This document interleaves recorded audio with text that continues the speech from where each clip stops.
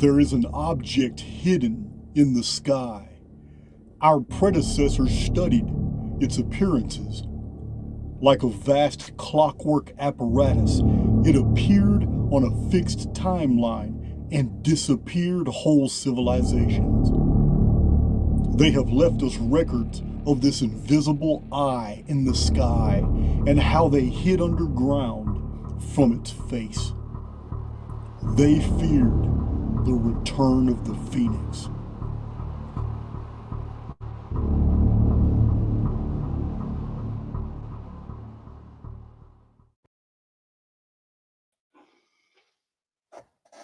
Hello, hello. Talking a little lower. Hey, Matt Kubas, how you doing? Monica Farrow, Face Diaper, moderators, Nelson, Perez. I was just looking at your comment on X. Of course, the ubiquitous Pamela Swan. I stopped by on Martin Leakey's channel yesterday. I noticed he was live, so I dropped in there, and there's Pamela Swan, woohooing. Big John, hello, Lacey Z. My boy, Jamie Robbins, where's Face Diaper at? All right. Thank you, moderators, for keeping it real, running a tight ship. Man, we got a profound presentation today. Been needing to do it. 2 stacks of books right here. Here are 2 full stacks of books. I'm not going to sit here and share these books with you and all that. Instead, I went ahead and spent hours going through them and photographing everything that you need to see. Here they are. This isn't, even though we're probably going to review 600, 700, or 800 images, this is only scratching the surface. I have provided a chart for everybody to see if they want to use it, that sums up basically what the chronological conclusion is to a analysis of the megalithic history of basically our world, or Earth history, through the lens of megalithic analysis. Oh, I saw Victoria pop in there. I've been stressing Victoria out. Been talking about Soul Trap. She and I are trying to get to the bottom of what's a really good description, because I'm going to do a Soul Trap presentation, but I need to know exactly what I'm talking about, because apparently I thought I had a good grasp of it until other people started letting me. I realized from the community, man, the Soul Trap, there's no definitive one. There's just a bunch of phenomena that people interpret as Soul Trap. So people have different ideas about what it is. 2 main ones, but there seems to be maybe a third aspect here. I'm going to get to the bottom of it before I do a presentation on it. But anyway, this ongoing conversation is on multiple posts on Twitter. It's where I do all my posting on X. All right. Well, thank you, La Di Da. Appreciate you retweeting. Yeah, let's get this presentation on the road. All right. I got my coffee. I'm drinking Phoenix Blend. Errant Choice coffee for those who want to wake up. I knew this was going to be a long one, so I got this full of coffee too. It's right here, absolutely packed to the top, to the brim. I don't know if you guys can zoom in and see these books. I'll mention most of them. I've shown several of them. Waiting for a few more people to get in here. Meanwhile, while they're coming, I'm going to share my screen. I'm going to get a little intro out the way of charts that you guys have seen over the years and what they mean to this presentation here. And as I put on the chart for all of you to see, which I might show again here in a minute. Let me go find this chart. Ancient aliens is not required. It's not included.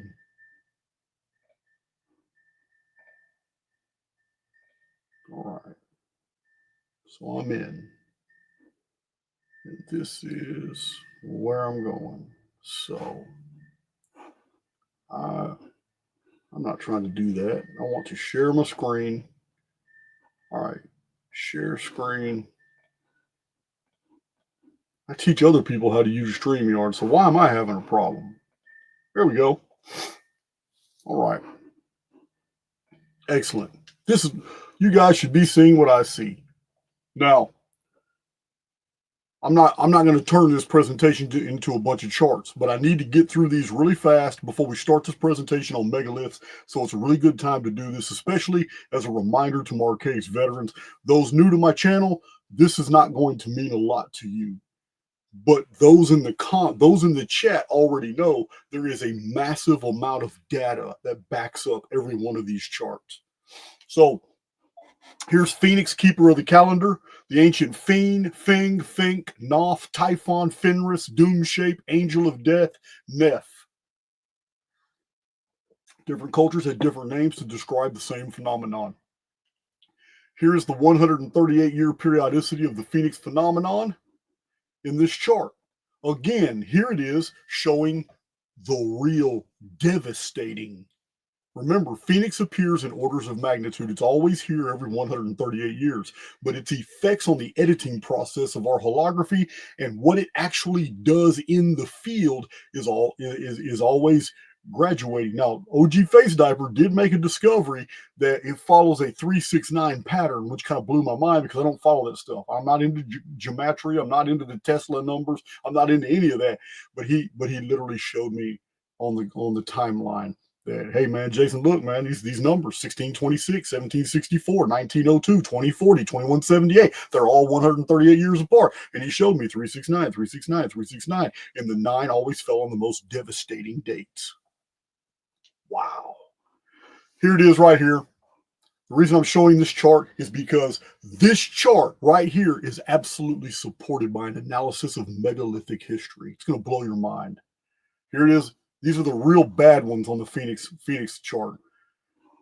Here's Phoenix timeline again, analyzing it a little different way. This right here shows you 35th century BC, integral to our understanding of megalithic architecture. 35th century BC.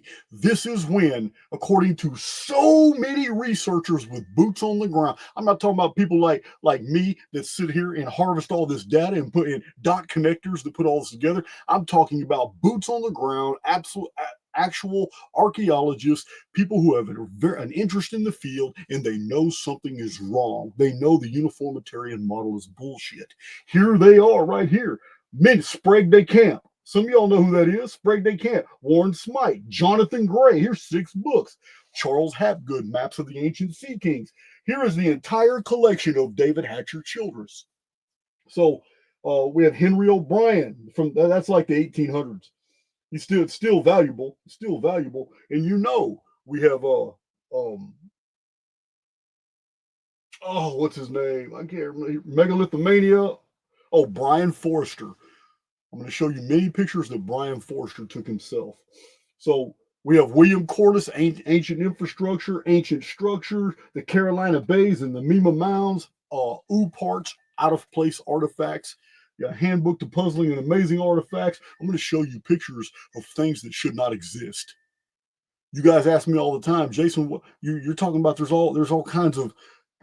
We had technology in the past, but where is it at? Well, I'm going to tell you now. There's already armaments, heavy steel armaments from World War I that are almost gone, decayed. Every 365 days a year, about 40 of those days is going to be rainfall. The sun beats on it, the wind, the elements corrode everything. But when it comes to Technolithic culture, we still have what they built with us today because they made it out of stone.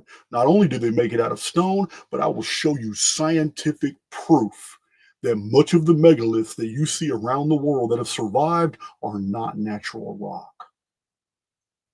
They're synthetic, and they look exactly like natural rock because it is the natural quarry rock. They had to quarry it. I'm going to show you evidence of fracture quarrying and all that. They had to quarry the building materials, but we're dealing with a civilization in the ancient world that knew how to liquefy rock without heating it up. When they liquefied the rock, they added new materials to harden it and to give it more resiliency. Yeah, this isn't my conclusion. Scientists have concluded this by analyzing the rock and looking at it. We'll talk about it later. So, Great Pyramid, Alter Smith, Architecture, Mysticism, and Myth. We got Alan Landsberg in here. Oh, Robert Shiro, famous.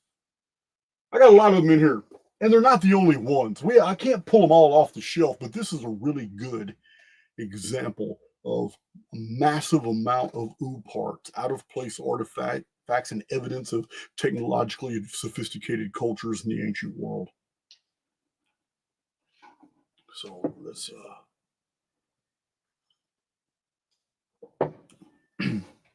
so here on this chart you're looking on the screen, 35th century BC was an explosion, not only of population, but of agriculture, urban development, the cereals, the domestication of animals. All of a sudden, there's different varieties of dogs, cats, all kinds of cattle. 35th century to the 34th century, that 100-year window, it seems like everything that we take for granted in the world today in agrarian and agricultural deals with canal works, all that, the making of dams, irrigation works, plumbing, all 35th century BC. So what's crazy about this is it's after the 35th century BC that we have these massive urban centers that we know of today as Sumer, Babylon, Assyria, Elam, Urartu, Mari. We have then further south we have these great metropolises like Ugarit or Ashamra. Not Jerusalem. Don't fall for that BS. Jerusalem has never been important anywhere in the history of the world, and it's hardly ever mentioned at all because it's not even on a trade route. Jerusalem is part of hijacked history. Don't believe that BS. But Petra, Seir, in Jordan, the Urim Baba Valley. Okay, also, look at this chart. Look at this chart here. Everything literally started at the same time. The Maya, the Olmec, Babylon, Jericho, Malta, Stonehenge, Newgrange. Now, that's where we're going to start in this presentation. Newgrange, Silbury Hill, and Stonehenge. We're going to be starting in the UK. But yeah, these charts were designed to show you that Graham Hancock and other people's version, Robert Bauval, their version of the origin of the Sphinx, Graham Hancock's version of Atlantis, which is totally Facebook educated, comical, socialist crap. Why am I saying socialist crap? Because Graham Hancock's education is as a sociologist. He's not a historian. He's not an archaeologist. He's not a dot connector. This man is a sociologist, and he's going with the uniformitarian model. The uniformitarian model pushes dates back to impossible times because it gives the scientific community a lot of room to play. This is why when they date things, they're not like Jason. They're not like a chronologist who's almost absolutely exact to the year in my huge 1,055-page chronicon, and I even cite the sources and they show exactly how I derive those dates. But scientists are always giving you plus 1 or 2 to 300 years. It's crazy. So they give themselves a lot of latitude. And this chart here shows perfectly that the Younger Dryas Civilization X of Hancock doesn't work. It doesn't work. Look at the massive amount of time between that and the 35th century BC, which is when the explosion of all this stuff. I got something bothering me right here. Y'all have to excuse me. I don't know what's going on. So that's all. It's an impossible distance of time, just like I'm going to show you today. Göbekli Tepe has been totally misdated.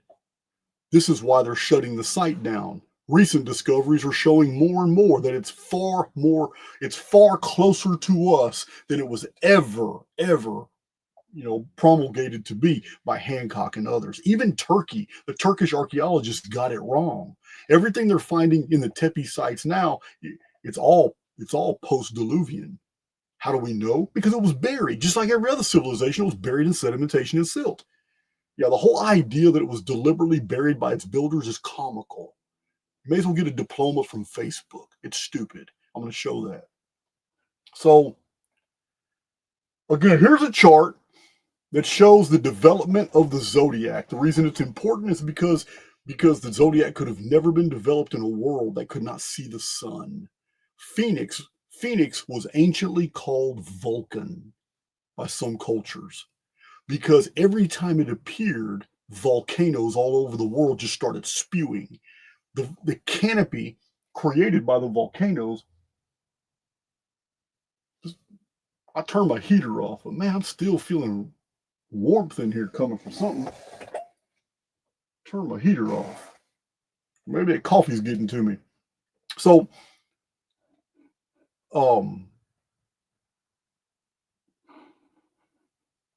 even the development of the zodiac shows when the sun was visible in the sky and when it wasn't.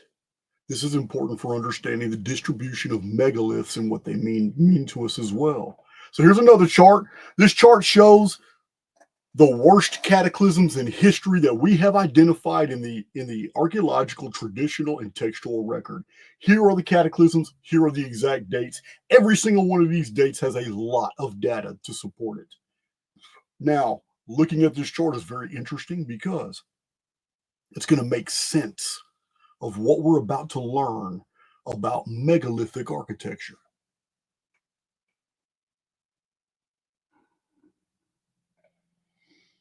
Again, here's a chart showing Sumer, Egypt, India, the Maya, the Chinese, all developed after this explosion of knowledge in the 35th century BC, which is way too old. It is way too old.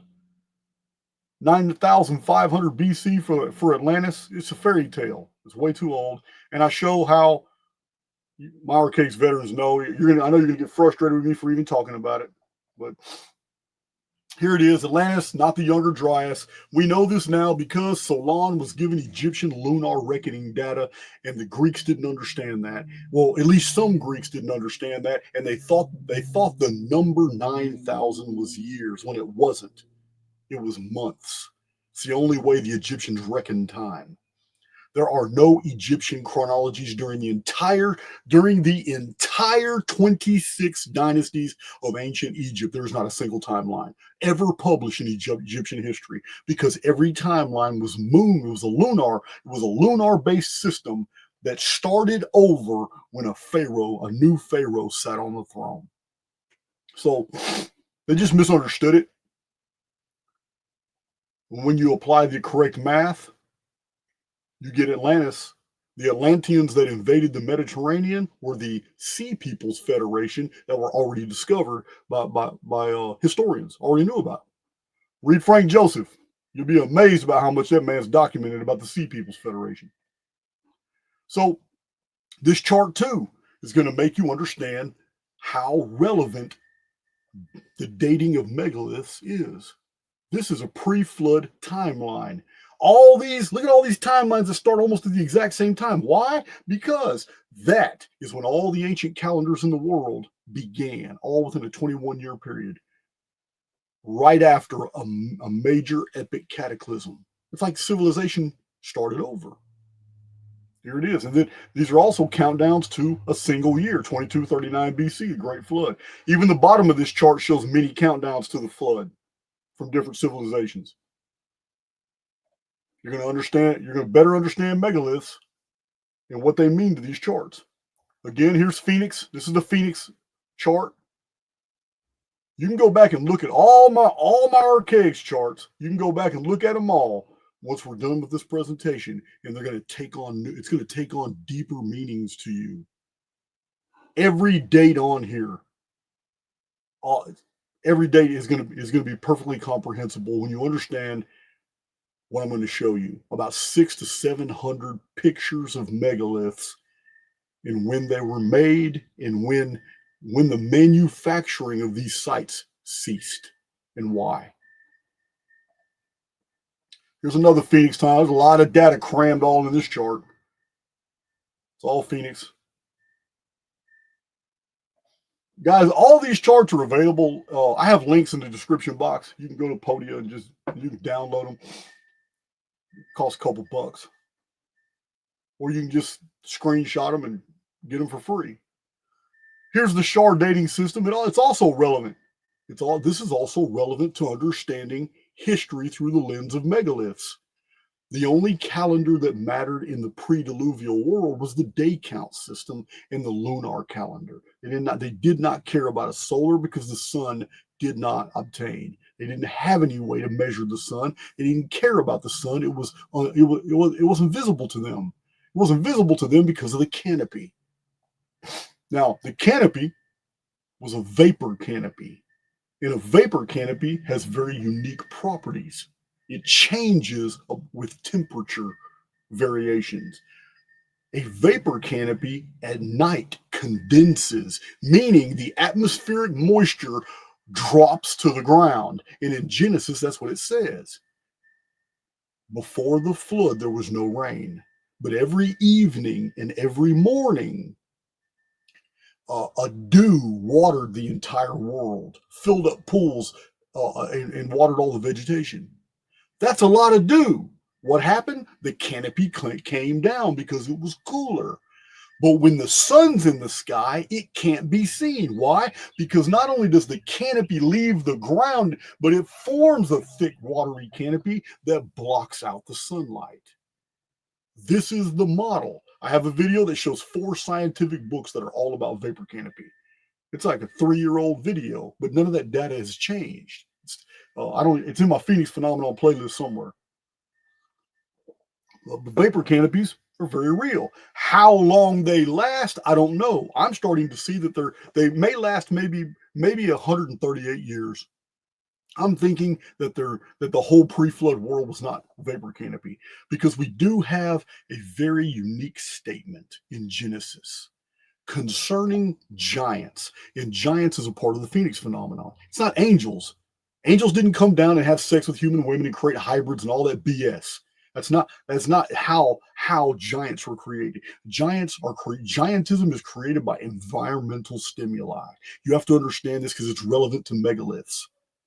Phoenix phenomenon produces volcanism. Volcanism has already proven to do 2 things. 1, create vapor canopies, and 2, the release of ambient radiation makes humans grow fast and tall. So how do we know this?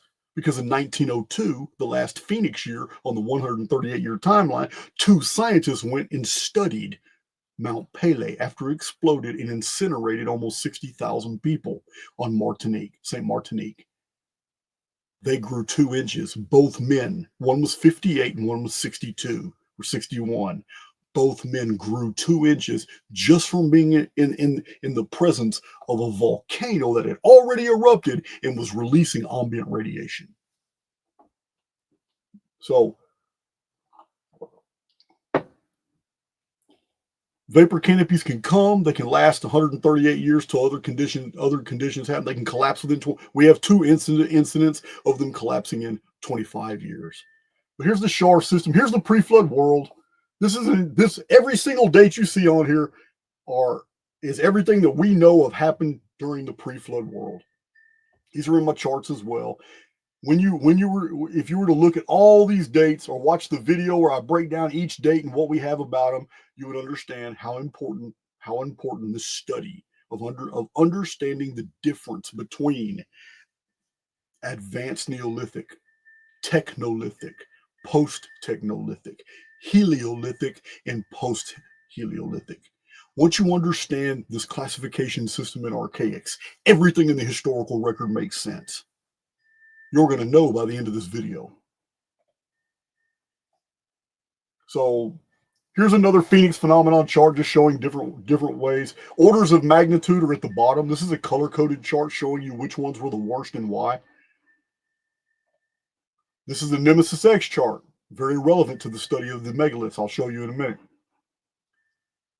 The next time Nemesis X will be here is 2046. Okay, this chart here is 1752. What is this chart? I see Nemesis. Oh, Shars. Shars. Okay, everything's measured in Shars. Yeah, 1752 AD was an octagonal star that appeared in the sky as 150 years to 1902, which is a Phoenix year, plus 150 years to 2052. You guys know, my Archaix veterans know that's the return of the dark satellite. Okay, I don't know why this chart is here. This one really doesn't have anything to do with megaliths. This chart didn't belong in here. This one does. This is about Great Pyramid, Anubis, Ogygian Deluge, the Great Flood, 2239 BC sun calendars began. Utu Shamash added to the Sumerian pantheon, and Horus is added to the Egyptian pantheon, the son of the sun. Two new sun gods appeared because prior to 2239 BC Phoenix Cataclysm, no sun was known. So they're added. So here it is. Technolithic period ends. Helio-lithic period begins. This is the Typhon flood. This chart here is relevant to our study. Also, this is a older chart showing the 390 years after the deluge to the destruction of Sodom and Gomorrah, which is 390 years. It's almost 400 years from the flood destruction, the Typhon flood, to the destruction of Sodom and Gomorrah in three. This is a video that shows those 390 years. This is the Helio-lithic maritime empire. We're going to learn about them today. Okay, this was a different type of analysis showing the rise and fall of civilizations. That's all this is about, is the rise and fall of civilizations. This chart was provided for a whole video I did showing that what we know about the historical record of the rise and fall of all these different civilizations that historians talk about that are in our encyclopedias fits perfectly within these reset cycles of the Phoenix. That's what this chart was about. This chart right here was all about Western scientific advancement. Now, this is a scholarly book. I recently did a video about 6 months ago. I did a video showing the scholar whose research who put together an anthology of all the scientific achievements of the human race that he could find. He put them all in. She put them all in one book. A female wrote this. She put them all in one book, and I went through it, and I looked at all the scientific deal and her achievements, everything she documented, and I could not believe that it almost fit perfectly with the reset cycle. That all these great achievements. Remember what I told you about 1902? Everything that we have as appliances in our kitchens, in our homes today, was literally invented in 1902. I've got videos to prove it. Just show you the whole list. Yeah. Don't think air conditioning is anything new. Yeah, it's just one of many things that we take for granted that all just appeared in the world markets in 1902, which is a Phoenix year. Same thing here. This chart here shows basically what her research is showing, that the Phoenix resets are serious, and it's after the Phoenix resets that someone who has preserved technology suddenly unleashes it back to the public. Almost as if we have a benefactor here hiding underground, just waiting for the next reset. Again, this is another method of analysis on the Phoenix phenomenon. And I don't want to waste any more time. We got 1,300 people in the chat. I just wanted to show that this is what we have for. This is what we have in Archaix. We have an enormous amount of data, very compartmentalized, because it is one of the tenets of the Archaix research that if something is true, it will be able to be seen from multiple different vantage points. The study of megalithic architecture is yet another vantage point of Archaix, showing this precise chronology of Earth history, which is completely different than what we're taught. A pyramid. There's a round pyramid in Mexico. I can't say it. Susilco? Yeah, I can't say it. There's nothing I read in Spanish that sounds like it. Like it's Spanish is not for me. I don't know how to say that. Quilco, Susilco. I don't know what it is, but it's a round pyramid. in Mexico. When it was excavated, it's remained an anomaly. Many of these books talk about it but they don't talk about it in the encyclopedias. But the boots on the ground researchers documented what you see on this chart. But the encyclopedias, they just wash over the stuff like it's nothing. I'm gonna check all my light bulbs when this is done. I got 6 lamps on, but I'm smelling like a bulb burning or something going out. Or maybe somebody outside's burning something. You know, this is old books. I got to be careful about that. All right, so look at this. The pavement, the original pavement of the round pyramid or whatever, it's a roundish pyramid in Mexico. Look how deep the pavement is. Look at this. And then on top of that was a very primitive culture. The pyramid was made out of lava blocks. It's a Phoenix pyramid, lava blocks. Now, a very primitive culture. Okay, what was that primitive culture? Those are the survivors. Those are the survivors of the original pyramid building culture that was there. They weren't able to build. They were just living hand to mouth now. Their civilization, their infrastructure was destroyed. So, very primitive culture was on top of the pavement. Pavement was whatever, buried, because the pyramid itself and the pavement was sophisticated. Then there's a primitive culture living there, but they're not the builders. They're not the original builders at all. Then there's a layer of volcanic ash. It's a very thick layer of volcanic ash, so it was total systemic destruction. There was nobody living there anymore. It's volcanic ash turns to soil and ground, and next thing you know, after a while, an advanced culture with some characteristics of one very primitive culture had developed over time, and they're living in the same area. But the pyramid has become smaller because a bunch of it is now underground. The new surface area is section 2, advanced culture with some characteristics of culture 1. Then something happens, it's volcanic ash again. Why is there whole layers of volcanic ash? I'm going to tell you now, they're all over the world. This is evidence of the Phoenix Vulcan phenomenon. Here it is. Long period of time, nobody's living here. And now early classical period. This is Mesoamerica. Early classical period right there. Isn't that interesting? Because even after the early classical period, even after what was in Europe considered the Dark Ages, look at this. Lava flow. Civilization buried in a lava flow. Lava has buried about a third of this pyramid. Imagine that. Up to 18 inches of detritus on slopes and the top of the pyramid. Look at that. It's not an anomaly, guys. This has been documented in look at this one. Here's a totally different one. This is in Mexico too, but it's a totally different area. So at the bottom, you have this pavement down here. You can see it. At the bottom, you got a pavement. At the bottom, you have a buried city right here in Mexico. Totally buried city. Underneath the buried city is a pavement. Above the buried city is a whole layer of volcanic ash. Now, a whole layer of volcanic ash is really interesting if that's all it was, but it's not. Something else happened as well. What was that? Well, let's look. Look at the thickness, 14 feet of small boulders, gravel, and sand.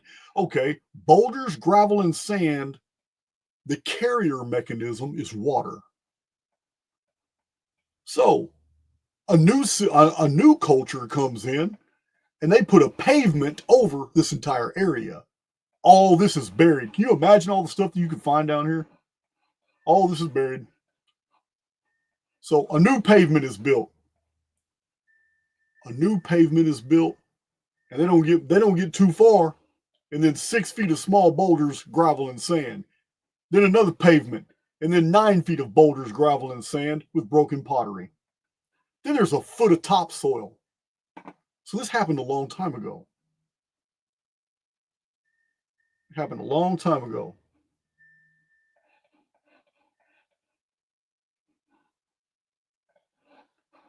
Let's see. I got more of those, but I'm going to leave them alone for now.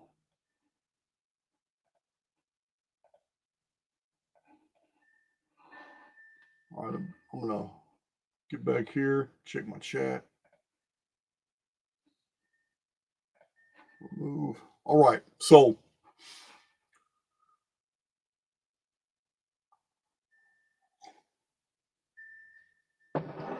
Face Diaper Man, kill it with the G, man. I spelling it differently don't change nothing, man. Just kill that shit.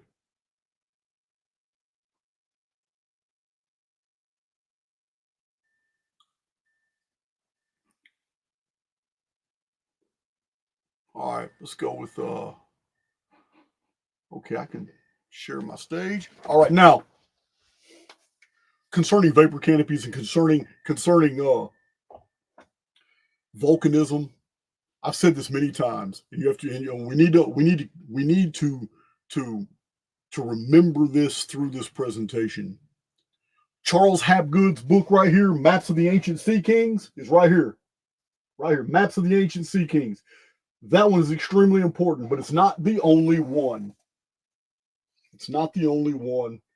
I don't quite remember where. I have another book on ancient maps. It's not a well-known book at all.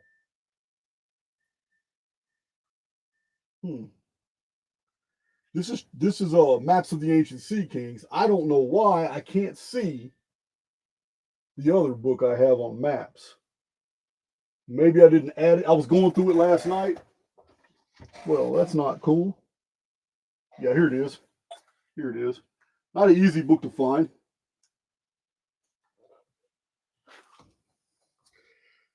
Okay.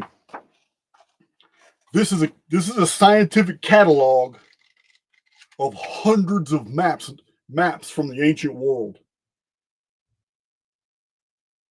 Okay, there are different periods of time. These maps, and Charles Hapgood's maps, and you're familiar with the Piri Reis map, the Zeno map. We have a lot of evidence that sometime prior to the 14th century AD, we must have had a vapor canopy that's remained undocumented.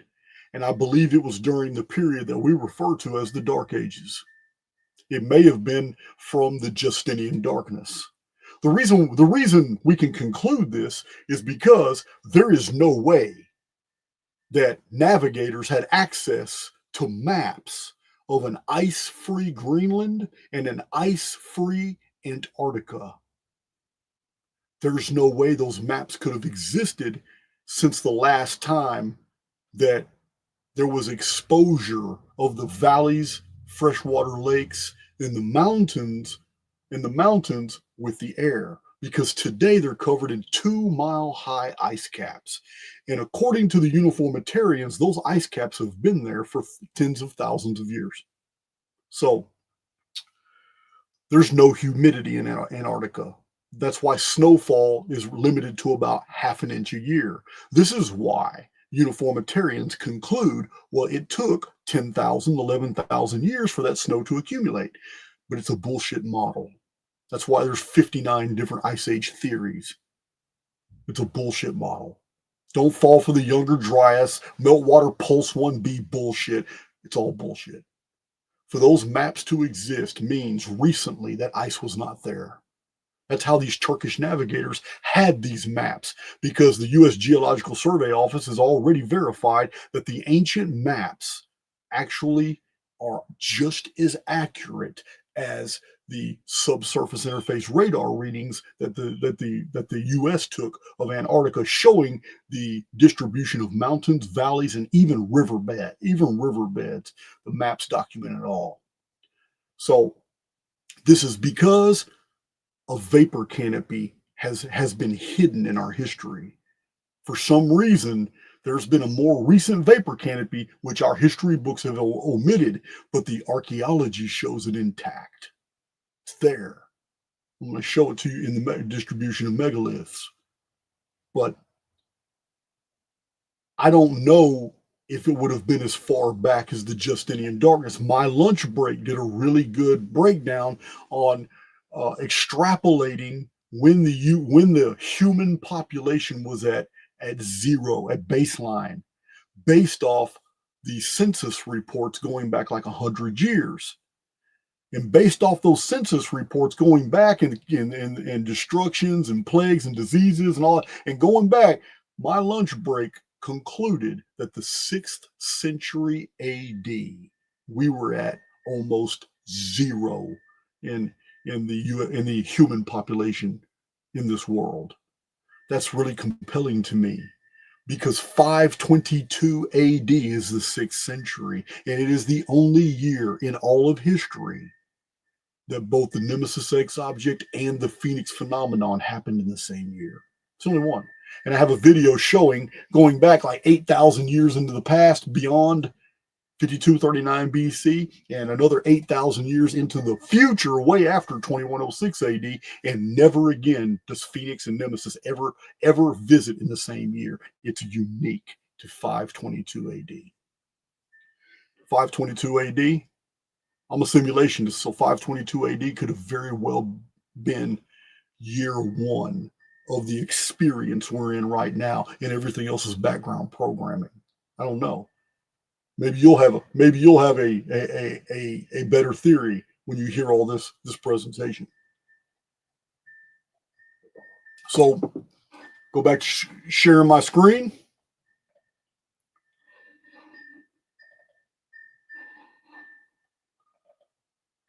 So we have in the uniformitarian model, we have the Neolithic. I do not subscribe to the uniformitarian model because I've done a lot of research on Cro-Magnon and Neanderthal, and I've come to find out that there were very different cultures than what we're told they are. And there's many researchers that have already made this conclusion and published some really good, compelling books. So yeah, the uniformitarian model is always going to paint a picture that we developed from primate hominids and that we are the most advanced that we have ever been. Well, the historical records shows you otherwise. The historical record shows you that we are nowhere near as advanced today as we have been in the past. I'm going to show you the proof in this video. Silbury Hill and many other mound constructions, geometrically precise constructions. Advanced Neolithic were really into terraforming. They didn't build with gigantic megaliths in precision. They used natural geometry found in nature, and they use natural boulders without almost any modifications. And they use these extremely gigantic boulders and monoliths. They're called monoliths. But this is advanced Neolithic. Just like a really good advanced Neolithic culture are the Mississippi, Ohio mound builder civilization. They knew advanced geometry. And I have several reports from the Smithsonian and other reports showing the gigantic human skeletons that have been pulled out of those mounds in that civilization. This is advanced Neolithic. They did a lot of effigies in the earth, like the CERN giant, the Cernabis giant. Advanced Neolithic, they literally beautified the earth without making any of these constructions that we do today. This is the inside of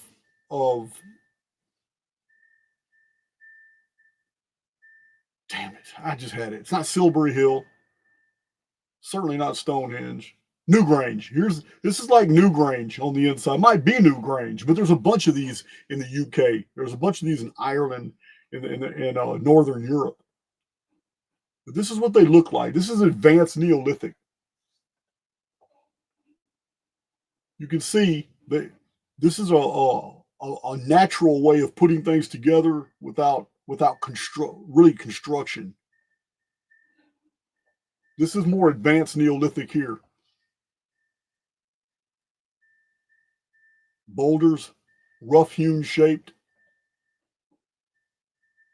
Now, the Tonga stones, there are so many of these in Micronesia, Melanesia, Polynesia, Oceania, Ponape, Yap, all over the Pacific. None in the Atlantic. But these are everywhere out there. And no one really knows what they're for. These are dolmens. They may not be advanced Neolithic. They could be Helio-lithic, and you'll understand here in a little while. Not really sure. Okay, this is the same setup you saw in the UK, but it's not in the UK. This is like in Southeast Asia.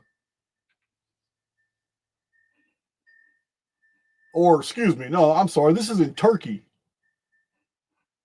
Remember, this is in Turkey. So we're seeing things that are dated to the 3rd and 4th century BC, Advanced Neolithic, right here. This is the construction model.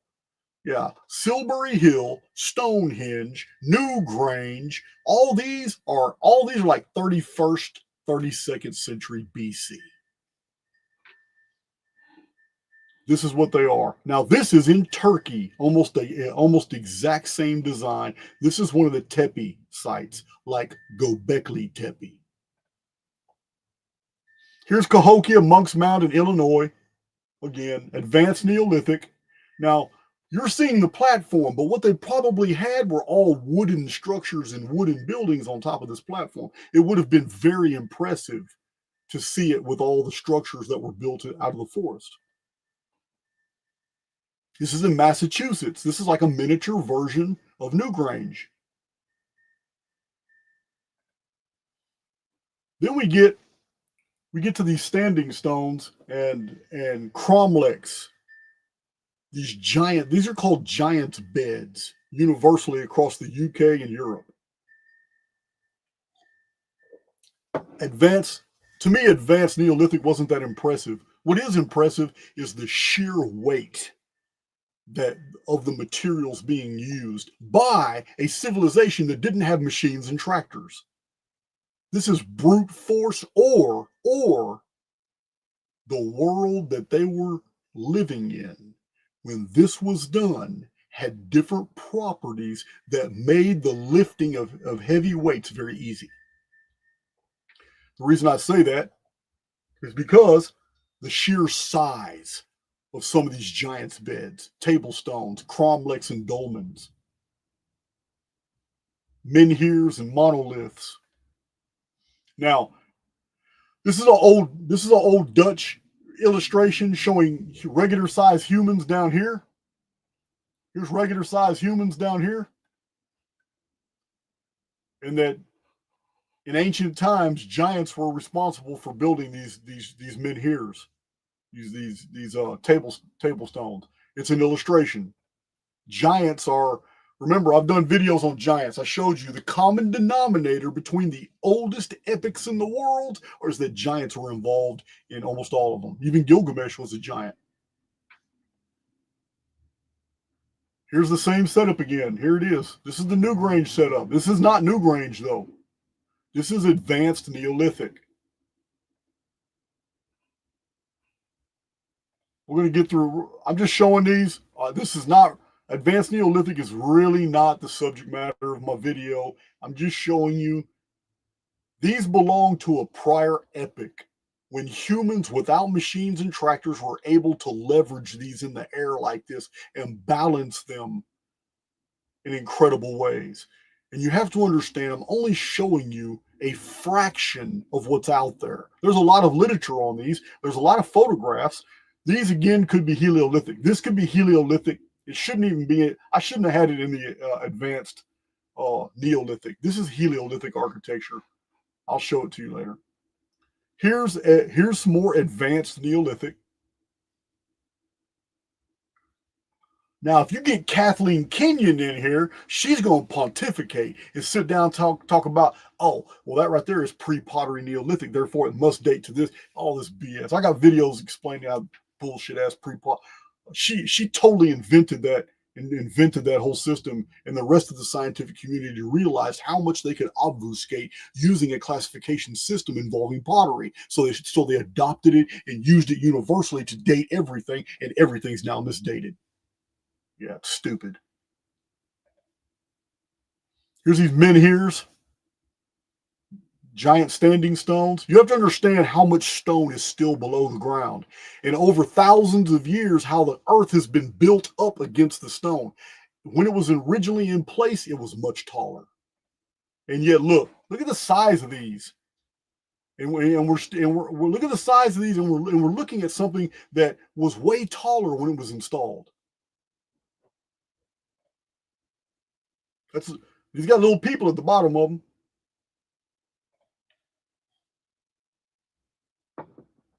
This is Advanced Neolithic. Now, I'm going to tell you this. With Advanced Neolithic, we do not have a transitional phase of development from Advanced Neolithic to Technolithic. We don't. It's going to shock you. We have Advanced Neolithic, then we have a Cataclysm. As soon as that Cataclysm is over, all of a sudden we have super advanced Technolithic engineering that I'm going to show you pictures of.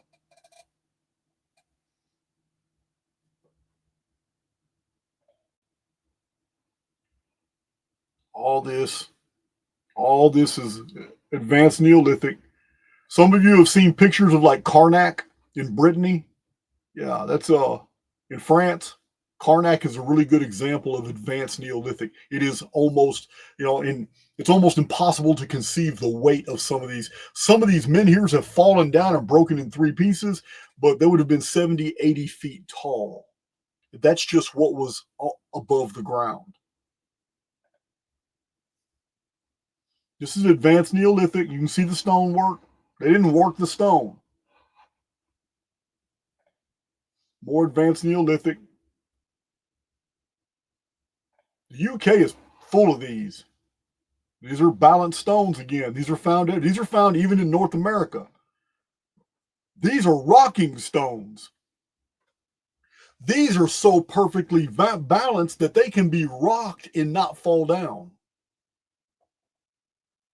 This is Advanced Neolithic. Really big on natural aesthetics. You can see the little people at the bottom. This is just another old illustration from a couple hundred years ago that shows that it was a belief that these had to have been built by giants, and maybe they were, because gigantic humans are very much a part of the Phoenix phenomenon.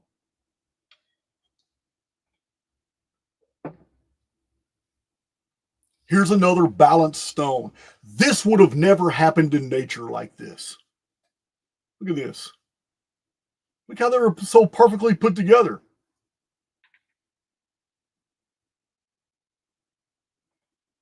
More balanced stones. It's like a big old giant pizza wedge boulder. More balanced stones. These are called rocking stones.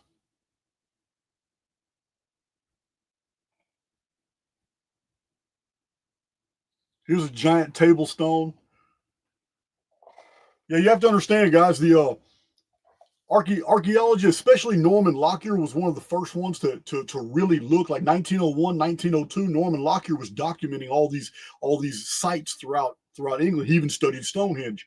So Norman Lockyer had noticed that many of the table stones were taken from areas up to 10, 12, and 20 miles away. Some of these table stones were taken from rock that's only found in Wales, and yet it's way in southern England. Yeah, massive amount of weight. How did they transport these? Okay, we have these also all over Turkey. Remember, all over ancient Anatolia, Hittite Anatolia, Turkey, where we find the Huyuk sites and the Tepe sites. You have the same thing we have found in the UK, Ireland, and Sardinia in the Mediterranean. Giant boulders that have these holes in them.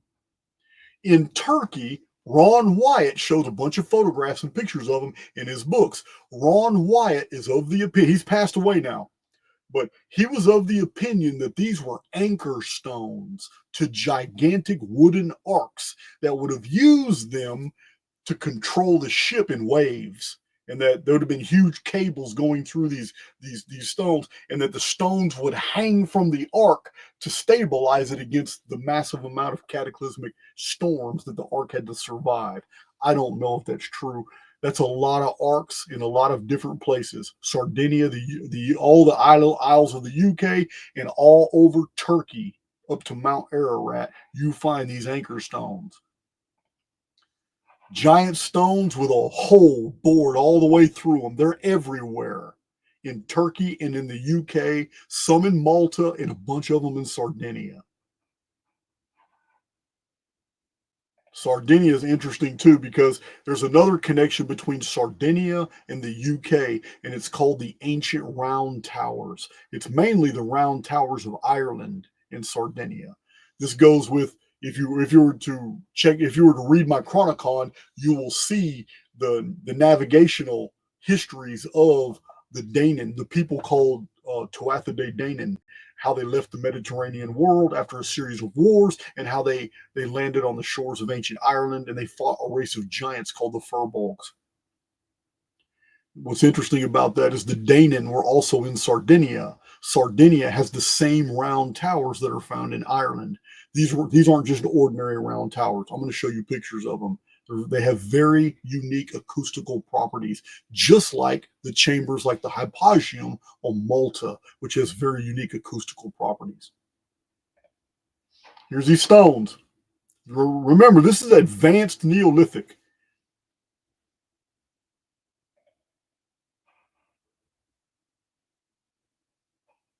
Here's a stone. Here's a stone right here. I don't know if this is a Neolithic, Advanced Neolithic anymore. This could be Helio-lithic.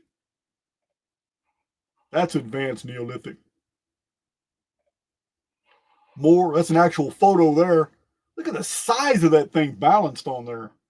That's Advanced Neolithic. So we have gotten through one file. That's 50 pictures. We haven't scratched the surface. Okay, maybe we scratched it a little bit. All right. So let's go to the next one. That's advanced. Now, the uniformitarian model is going to tell you that we develop slow over long periods of time, and they're going to show you what Neolithic people ate with. They're going to show you a bowl with a pewter. They're going to show you a little pestle and mortar. They're going to show you arrowheads, and they're going to make a really convincing case. But what's really stupid about it is we had in North America people using pestles and mortars and making arrowheads in the 1700s, when engineering and industry and all kinds of manufacturing districts were all over Europe and just opening up in Dutch New York. Two different worlds coexisting at the exact same time. One of them living a Neolithic hunter-gatherer lifestyle, the North American Native Indians, whatever you want to call them, First Nations people, whatever, it doesn't matter. You know who I'm talking about. Native American peoples were living the very life just 300 years ago that advanced Neolithic people Neolithic people were living 5,000 years ago. No change at all. So this idea that is foisted upon us on the uniformitarian model is bullshit. It's entirely arbitrary. I'm going to show you that, because there is no leap at all from advanced Neolithic to Technolithic. Technolithic is really unusual. I showed you the charts earlier, which are backed up by massive amounts of data, not just from these books and all these books, but hundreds of Archaix videos and my published books, that in the 35th century BC, something changed. And all of a sudden, humans that were living advanced Neolithic, all within a 100-year period, were now building advanced, sprawling urban centers with canal works, septic systems, irrigation works, farming, domestication of animals. All of a sudden, all these different dog breeds exploded. What happened in the 35th century BC? Because it's exactly when we find evidence that technology was at its height, and they were using the materials that were the easiest to use and in the most abundant. Today, we use metallic ores to build frames for buildings and all kinds of things, and yet those buildings only have a 200-year lifespan. In ancient times, rock was everywhere, and it lasts almost forever. How do we know? Because what they built still stands today. I'm going to show it to you. All they did was slight modifications. And those modifications was turning natural stone into what looked like natural stone, but upon real intense scientific analysis, one would find it was actually modified. It was now a geopolymer.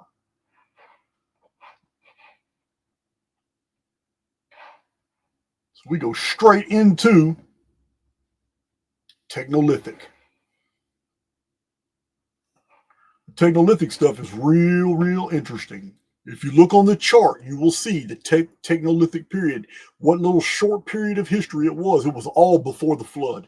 It was all before 2239 BC. It started in 3439 BC. In the traditional record, it is the appearance of Emperor Enoch, who ruled over 130 kings and princes, as shown in the book of Jasher. An architect, a chronologist, someone who knew the future, a mathematician, someone who was connected to source, a benefactor of humankind. In the traditional record of the Near East, it's none other than Enki. Enki is the benefactor, and he was demonized and turned into the serpent because his own people, the Anunnaki, considered him to be a traitor, because when they had a council and they decided they weren't going to destroy humankind, that they weren't going to use their knowledge to destroy humankind. They were going to let a cataclysm do it. But Enki wasn't trying to hear it, and he told humans not only about the coming cataclysm, the flood, but he also told them how to survive it. And for this, he was labeled a traitor and a serpent by his own people. And Enki became the Loki of the Norse, a benefactor to humans, but a pain in the ass to the other gods.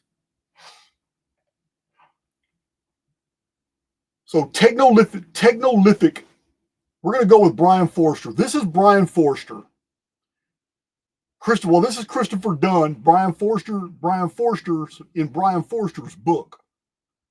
Christopher Dunn is showing, using different instruments, the absolute perfect tolerance of South American architecture.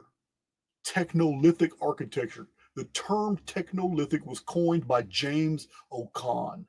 It is descriptive of architecture that has features that are too perfect. It wasn't necessary to make stone laser precise, perfect geometrical angles, and austere, meaning there's no decorative value, meaning everything was entirely utilitarian.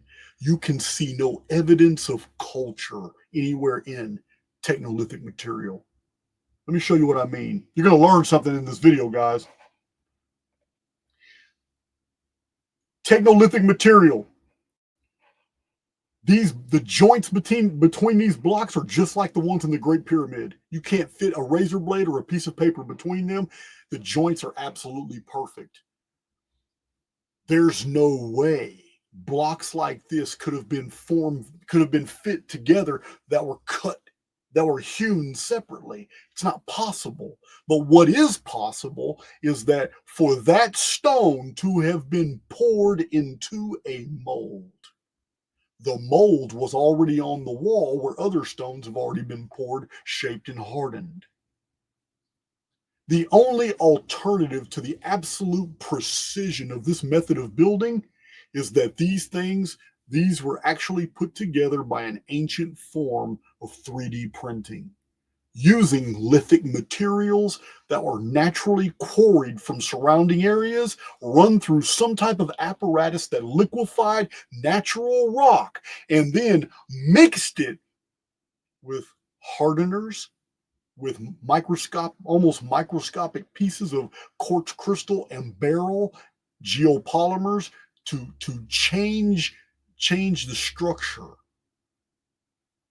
This isn't my theory, guys. This has been shown by many researchers, especially William Corliss Sourcebook Project, who's documented geopolymers in all these ancient structures, showing look limestone blocks like the Great Pyramid have. You would see evidence. You would see striations through them. You don't see any of that. It would be the limestone would have shown some type of lines in them. It doesn't show any of that, but it shows that it was poured. So we have technolithic precision right here. This is an engineer right here inspecting even the slight nuances in the stone from one brick to another, one block to another, match each other. How was that possible? It's almost as if each block is created by a computer. The computer then has another apparatus build the block to spec, so it will fit perfectly. Even with its nuances, it will fit perfectly with the next block.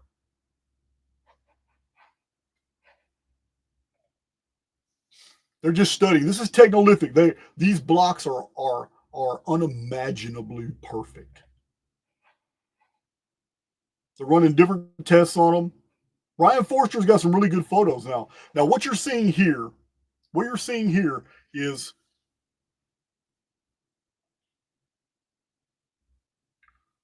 the Technolithic edifice itself is much older, and yet it's in better preservation than a later culture that wanted to use the fortifications that were still there and build upon them. So you see this is post-Heliolithic. This isn't even Helio-lithic. The Helio-lithic was perfect too, almost, but it's different. This is post-Heliolithic, after the Ogygian deluge Phoenix destruction of the year 1687 BC, which started a 25-year darkness that has been recorded in both hemispheres. Archaix veterans know what I'm talking about. This is post-Heliolithic. This is pre-Heliolithic, known as Technolithic. It lasts almost forever, and it's far superior. Here is perfect evidence that the superior is older than the what followed. Again, Technolithic. It's just absolutely perfect. Technolithic, very austere. No one even knows what this was. What you're seeing here is the exact opposite of what you think you're looking at. Let me explain. Because you're going to see more of this, and this is what's being ignored in the research community. What you're looking at, I don't know how this was possible, but I don't need to know how something was done in order to understand what was done. You're not looking at something that was excavated for the purpose of making what you're seeing. That's not what you're seeing here. What you're seeing is the after effect of something that was created in situ and then removed as one piece and taken somewhere else as the product that was wanted.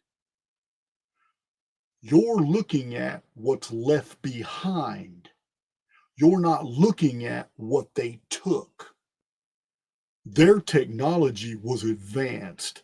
They excavated to exact proportion and measurements and tolerance a part of the stone that had the features they needed to install somewhere else. If you think I'm reaching, then you need to pay attention to all the other examples in this video from different parts of the world that I'm going to show you where this technique was used. They literally removed a piece of this, whatever this mountain is, this cliff face. They removed it all as one piece already made to the specifications they needed to put somewhere else. That's why researchers in the field of megaliths and ancient architecture aren't seeing the whole picture. This isn't what was wanted. This is what's left behind after what they took is already gone and moved somewhere else.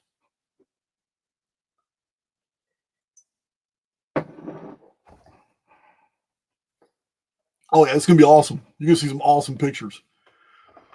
So you're looking at blocks. It's the same thing. These blocks are not hewn. They're not hewn.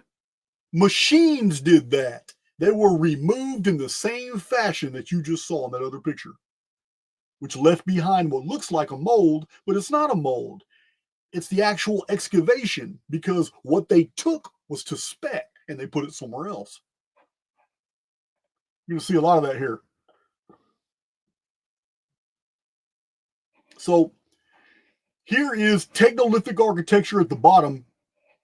Real precise, very old, but you can see a later culture, post-Heliolithic. Now, there's some Heliolithic here. You can see it right here. That is very Heliolithic. Heliolithic has a very unique characteristic, and it's all post-flood. It is very interesting because it's considered cyclopean blocks or polygonal blocks. Technolithic did not have polygonal blocks. Everything was utilitarian and austere, but measured out perfectly. This is Technolithic on the bottom. Later on, after the Technolithic period was gone, you can see the chart and see when. Sometime after the 26th century BC, another Phoenix cataclysm, Helio-lithic engineers came in and built this part. But all of it fell too, and it's gone. So centuries later, when this same site was occupied again, post-Heliolithic builders came in and built all this. What is post-Heliolithic? It's any blocks that are manageable by a regular-sized human today. Just a small block that can be used. Doesn't take any heroics in engineering. This is post-Heliolithic. This is what most of the structures in the world are made out of. Post-Heliolithic is anything built after 1687 BC, one of the worst cataclysms in world history. It's called the Ogygian deluge, caused by the Phoenix phenomenon. Again, these are the mysterious H blocks of Tiwanaku. Outside the Tiwanaku area it's in Pumapunka. Again, these, whatever scientific engineering they knew, it's far superior to anything that we have today. They literally mapped inside solid rock. They mapped the dimensions of what they wanted, and then they had a method to remove the whole piece, no matter how intricate it was. They removed the whole piece from the quarry. In this instance, these are not hewn. They weren't made with chisels and hammers, and these are machined right here. Many engineers have gone and put their instruments to these and found them to be exact. Some of them are smoother than the marble on a bank building. All right, so again, Technolithic, very austere, but perfect. This is very old Technolithic. It may be Helio-lithic. It's really hard to tell sometimes. It's really hard to tell sometimes. Look how perfect, geometrically perfect all this is. No decoration at all. No cultural decoration. You don't see any of that. Again, what on earth could have possibly made two blocks right here that were specifically designed perfectly to fit at the joint between two walls at a 90-degree angle? Those blocks were manufactured with curves at 90 degrees before they were installed. We're dealing with a science that is far superior to our own. It had free building materials. They used stones everywhere. They didn't have to do what we're doing today. All this expensive process of mining metals to be used in buildings that don't even last long. Their buildings last forever. How do I know? Because it's 2025 and I'm showing pictures of existing structures today that were built over 5,000 years ago. Here they are, right here. Here they are. How the hell did they accomplish that? Now, I'm going to tell you, I don't have to tell you how. If I don't know something, I'm going to tell you I don't know. But the fact that I don't know how they did something does not mean it cannot be chronologically dated. Very well can be. This is a really good book, Lost Ancient Technology of Peru and Bolivia. I got it right here in this stack. Somewhere in this stack. Here it is right here. This book right here. That's Brian Forster. I love to have him on my channel. I do believe I do believe that he tends to lean toward ancient aliens or uniformitarian. There was something about what he leaned to that turned me off. It was either ancient aliens or it was uniformitarianism. One of them, I don't know. Probably uniformitarianism. I really don't know too much about him, but the pictures he took and some of his comments are really good. So what are these? I'm not going to sit here and try to guess what these are. But William Corliss has documented many artifacts that do not make sense. Therefore, they're just shelved. They're put in the basements of museums or universities, put them in a closet somewhere, and nobody wants to discuss them. That's what these books are about. Ancient Infrastructure, Ancient Structures, Handbook of Puzzling Artifacts, and the William Corliss Collection. He's a scientist. He collected all this scientific stuff. We don't know, therefore, we hide it from the public. What is this? Again, what is this? Do you see this right here? The reason this is a mystery, the reason that this right here is totally misunderstood, it's in the middle of nowhere in South America with a whole bunch of other stuff that's all in the middle of nowhere. The reason is because no one has yet concluded what the evidence of our eyes is telling us. Why? Because the uniformitarian model has been shoved down our throats, and researchers today go to these sites and they look at these sites and they automatically conclude that this is a mystery. Why is it a mystery? Because it doesn't comport with anything I've been educated to believe. But some 8th grade educated ex-con can look at these pictures and instantly conclude that I'm looking at what was left behind after something else was excavated in situ. That's what that was.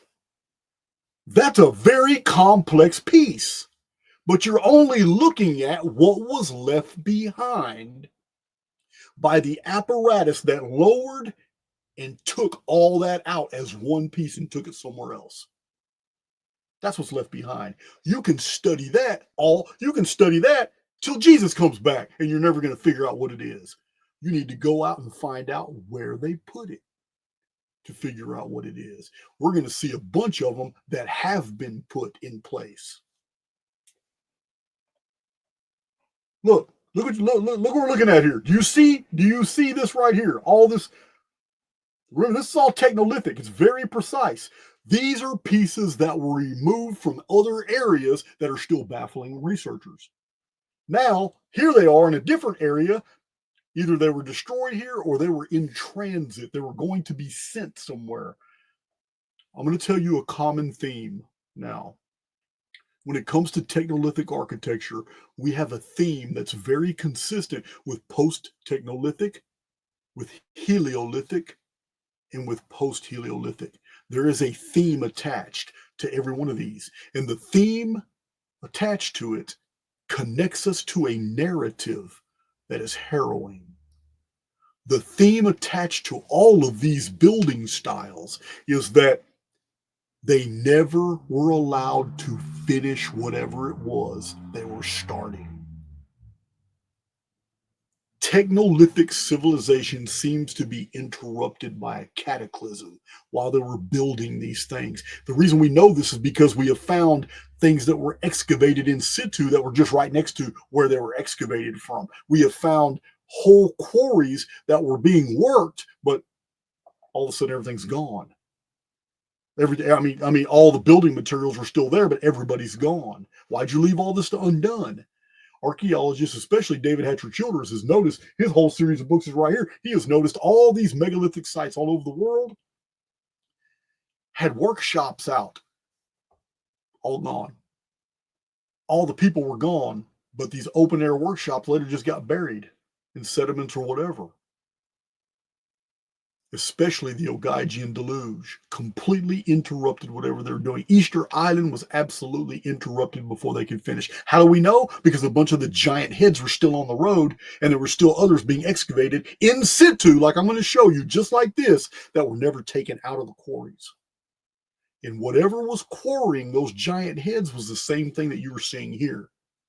Because there's no other method. There's no way to explain by any conventional method how those giant heads were being quarried when underneath the entire statue only one little small piece of rock holds them and a man can't even fit under there. What science were they using to make 3D images in stone without chisels? How did they do it? Look at this. Look at this. Do you see this right here? They are baffled.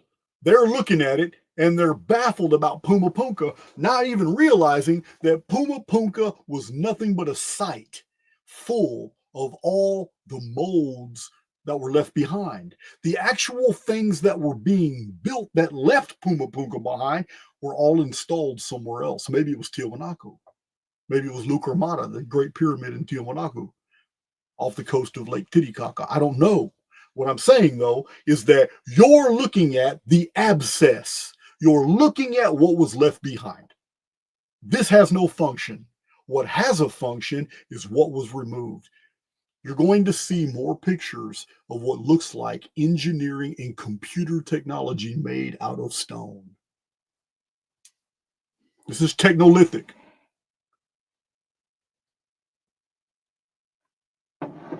This is all Technolithic. Now, this is what you're looking at that was excavated from that stone. These are the pieces that they're wanting for whatever reason. This is what they excavated out of stone right here. These are the pieces that were removed. Now, what were they going to do with these? I'm going to tell you now. These, to me, look every bit like actual 3D molds that are going to be used to make something out of metal. The actual mold itself is perfectly measured out stone.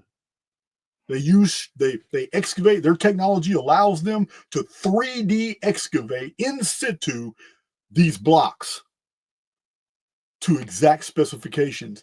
Then these blocks are taken elsewhere, and these blocks are used as molds to make the exact same thing out of another material, a different material.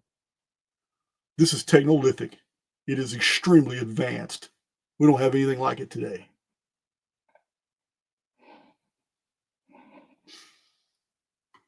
Here's another one. They just call it an erratic, one of the erratic mounds. Does this look like it did not? Does this look like it didn't have? It's almost like a flywheel. Look, this had a function. If it didn't have a function,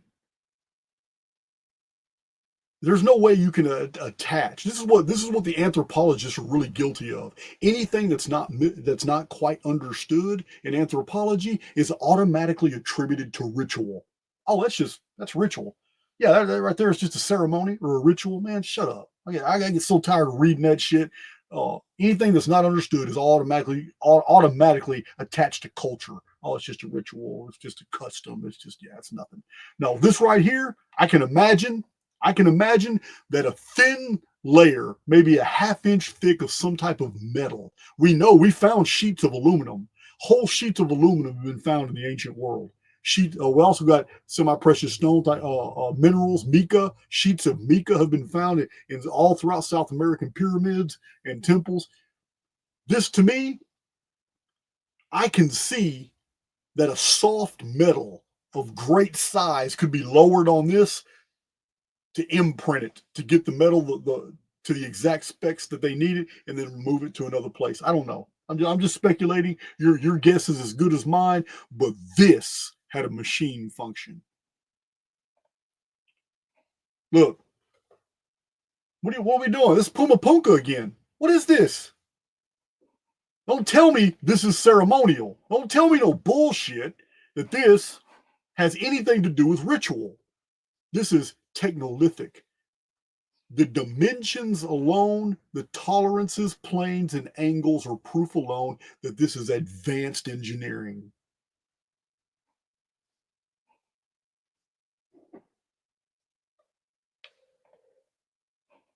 Wow, here's an actual photo of something that was excavated out. Look at that.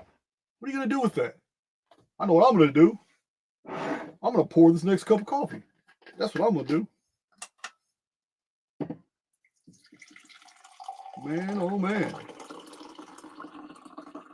Best part of waking up. Archaix in your cup. Yeah, man. So crazy. So crazy. I mean, you have to imagine this, what it looked like before it got damaged. All this is damage. It's damage that's gone on for thousands of years, and yet it's still that intact. What the hell was it? So we moved to ancient Egypt, and we find examples of technolithic architecture as well. Now, the older architecture is deeper and toward the bottom. It is precise, austere, no decorations. Anybody who's done research on the Giza plateau will know no Egyptian hieroglyphs, no Egyptian statuary, nothing. It is absolutely austere. And when they go through the labyrinth underneath Giza and the pyramids, multiple layers that have been, I don't know if they pumped the water out, but a couple layers that they've gone into, they've got giant sarcophagi that are austere. There's nothing to show they're Egyptian anywhere in this. It's technolithic. This is Egypt. The Osirion in Abydos and the Valley Temple and the Sphinx Temple, they're all technolithic. Gigantic precision blocks were used on all this. And you have to understand, too, for a lot of the history, they were buried. They were absolutely buried under the desert. No one even knew about their existence. Didn't even know there was a Sphinx Temple there. Didn't know there was a Valley Temple there. In we're talking about centuries and centuries, maybe even millennia of Egyptian history, nobody knew nothing.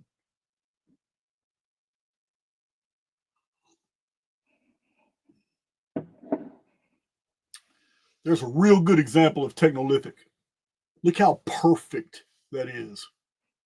Look how austere. It is 100% utilitarian. That's all it's for. It's for utility.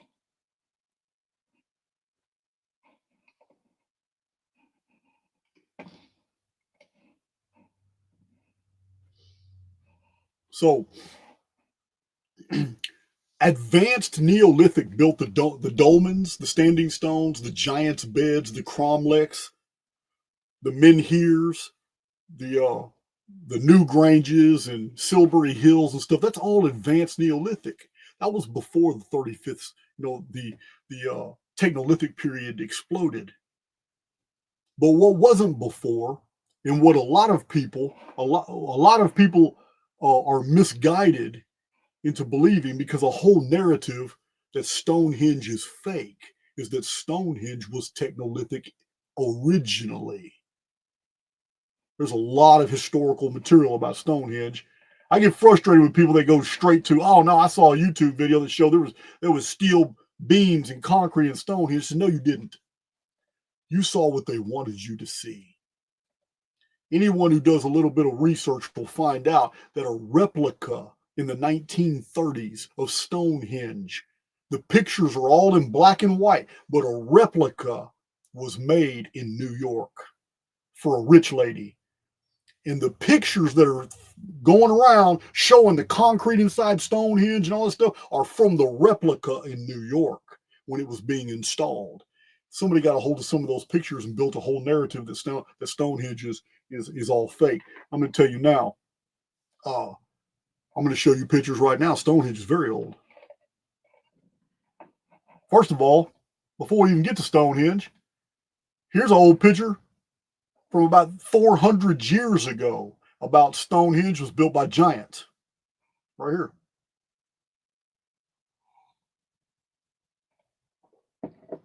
14th century.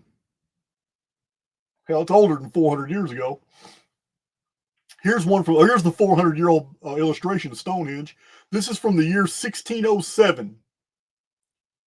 1607. So all those people telling you Stonehenge was built in the 1800s or early 1900s is a psyop. Here it is in 1607. It already looks old.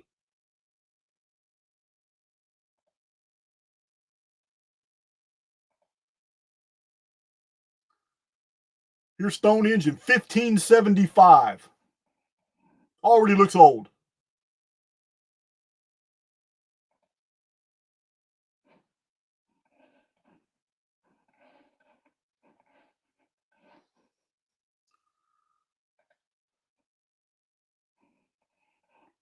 What is all this?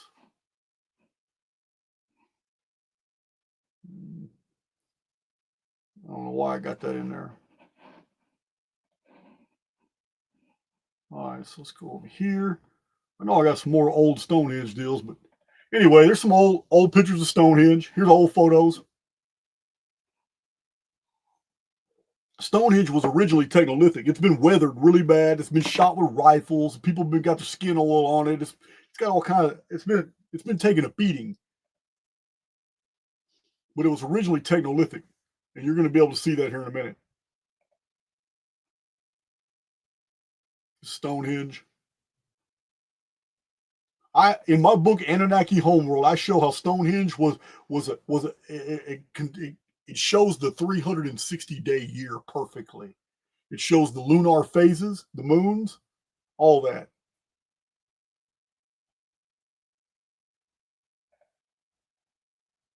This is original Stonehenge. Original Stonehenge was a circular ring. That's almost impossible to do. Not only is it a circular ring, but the trilithons in the back right here are angled precisely at 23.5 degrees. Obliquity. Stonehenge right here. This was Technolithic. It's just old and it looks all decrepit and all that. This is an old picture too, from 1799. That's an illustration from 1799 about Stonehenge.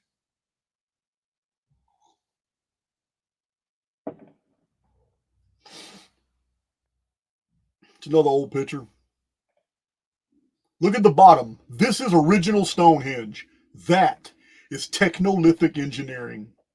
That's the original Stonehenge. In my book, Anunnaki Homeworld, I devote an entire chapter to showing you what Stonehenge is conveying to us about our world and our calendars. Yeah, Stonehenge is awesome.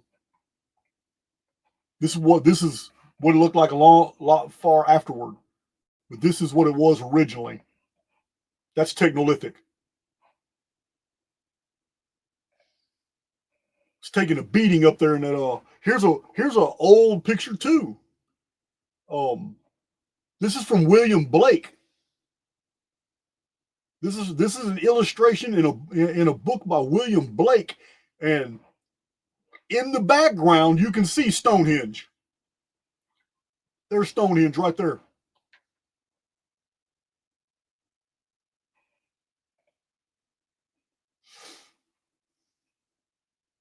Old Merlin. Merlin was a giant.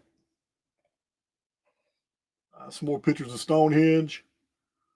All right, so I got a lot of stuff on my channel about Stonehenge and the Sumerian Arab geometry that's encoded there. That's Sumerian geometry right there. Showing it's connected to the Great Pyramid. Interestingly, Stonehenge is at 51 degrees north latitude from the Great Pyramid. Great Pyramid is angled precisely at 51 degrees. All this can be seen on other videos. It's not even important. These are just pictures of Stonehenge today. It's big. I mean, look how big they are. Trilithons are huge. They're huge. Stonehenge is not small, guys. Much of those stones are underground. Old pictures. These are old photos.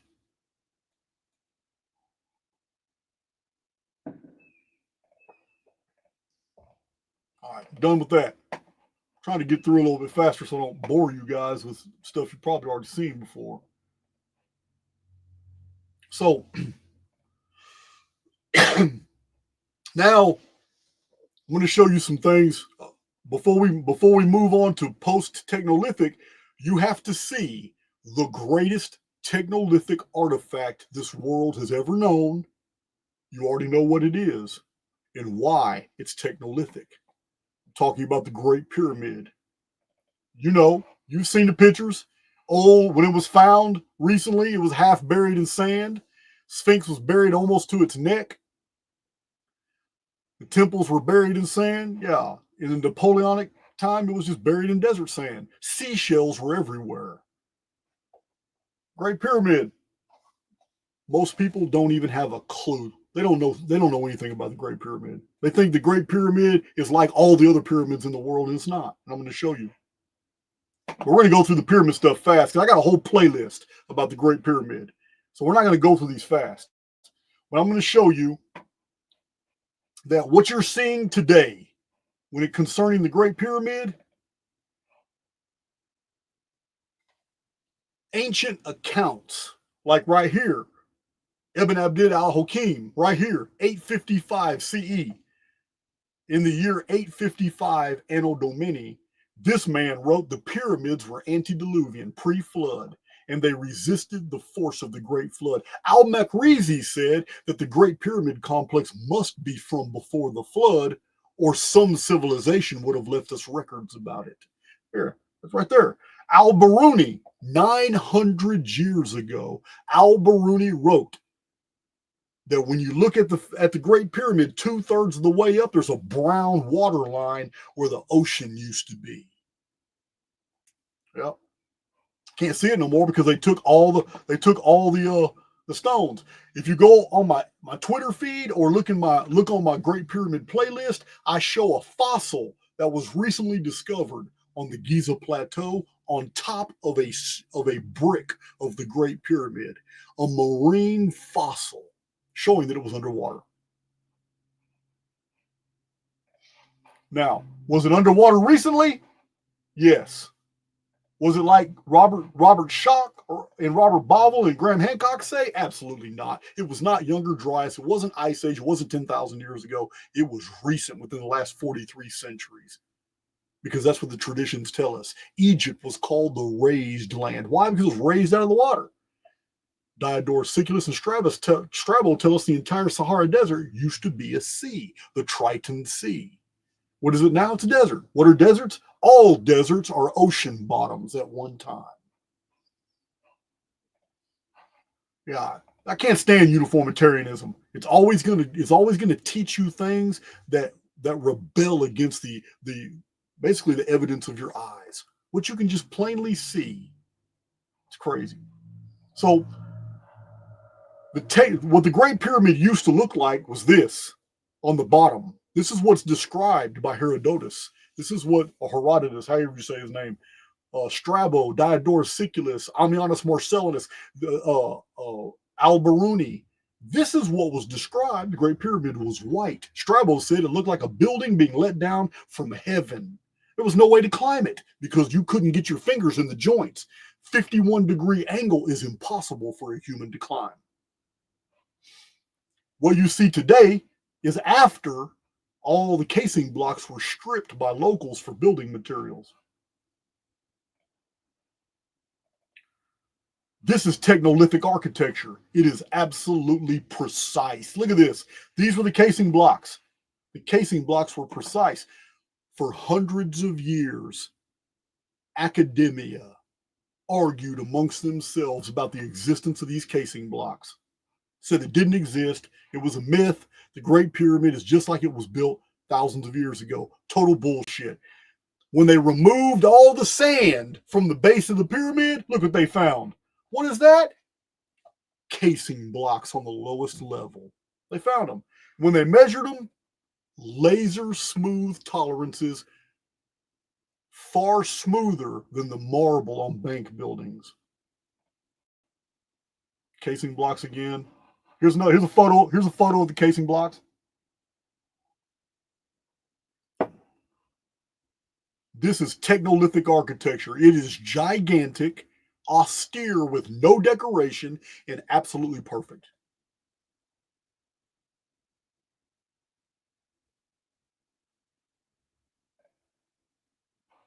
Old illustrations of these are old illustrations from the 1920s. Oh, there's old George Adisho. I remember him well. Casing blocks here are the casing blocks at the base. Still, you can see where they removed all this dirt and sand.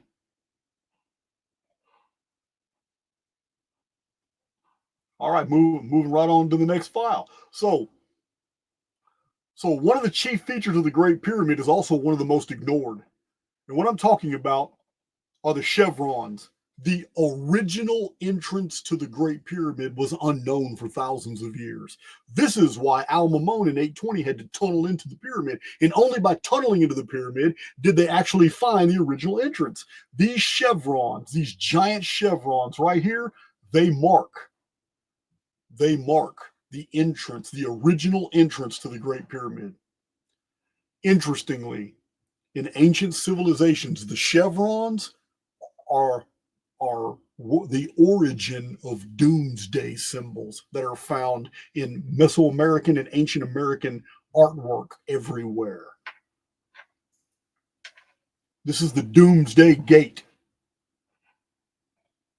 Here's an illustration of the chevron. Look at the size of these chevrons. They're way high in the air. The entrance is not at ground level to the pyramid. Look at the chevrons. Massive blocks. This is the tunnel of Al-Mamun. This is where the Muslims dug in and tunneled into the Great Pyramid. They didn't even know this was here. They found it when they went in. I'm going to show you.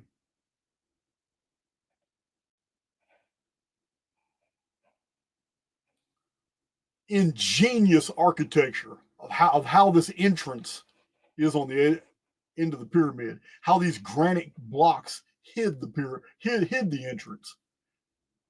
But this is what's been hidden behind. The engineers literally put facing blocks to hide these chevrons. Why was the original entrance to the Great Pyramid hidden by the builders of the pyramid? It wasn't just the entrance. They even hid the entry tunnel. I'm going to show you. Here's the chevrons with blocks that have been excavated away. Look at that.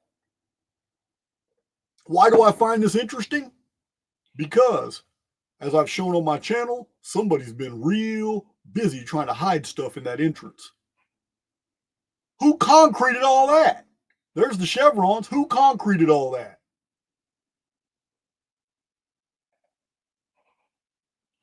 These pictures keep changing. Someone keeps adding more and more material to this area. What's going on? Look at that. Look at that. That's concrete. Why would they hide that?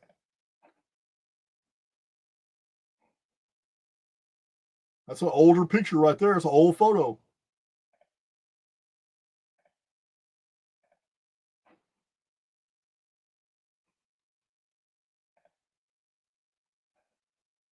I wonder what this said.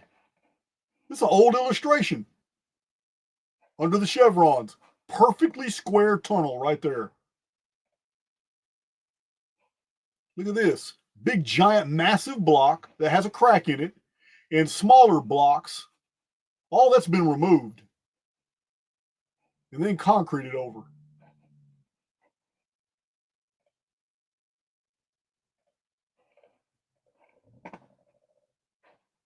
This is Technolithic. The immensity, it's amazing, but we'll get to that in a minute. These blocks, 2.5 million blocks. The Great Pyramid is immense.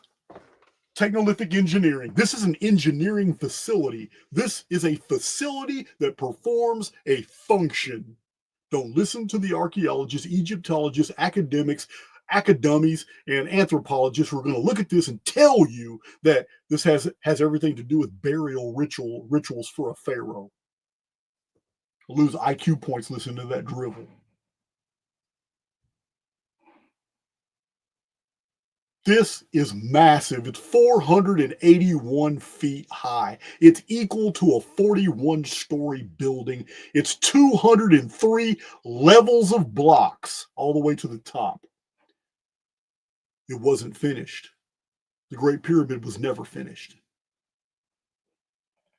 It is massive. In the second pyramid, it's an optical illusion that it looks the same size. But the second pyramid is not only smaller, but it's actually built on a giant raised platform to make it look like it's equal to the Great Pyramid when it's not. It's an optical illusion. This structure is immense. I don't even have to visit Egypt to know that this is an anomaly. This is totally anomalous. The structure is gigantic. 2.5 million blocks to make up the Great Pyramid. And the heaviest blocks are on the 35th course. Why?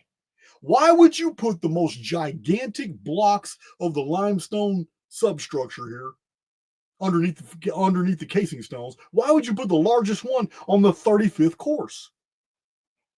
Doesn't make sense. So to give you an idea of the size, look at these people crawling up. Look at these people crawling up the Great Pyramid. Great Pyramid is gigantic. Imagine how big 756 feet is. How long 756 feet is? Because that's one side of the Great Pyramid. Then it's 756 feet that way, 756 feet that way, this way, and 756 feet this way. It's massive.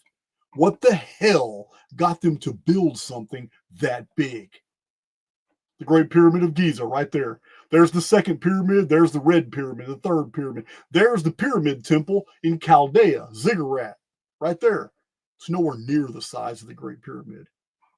Great Pyramid's huge. Nothing else on this chart from the ancient world is anything even near the size of the Great Pyramid. And all these structures they're all built by civilizations that were supposed to be more advanced and thousands of years later. Not even look at this. The Colosseum of Rome. How many times have you seen the pictures of the Colosseum in Rome? How many times have you seen that? Always looks big. That ain't shit compared to that Great Pyramid.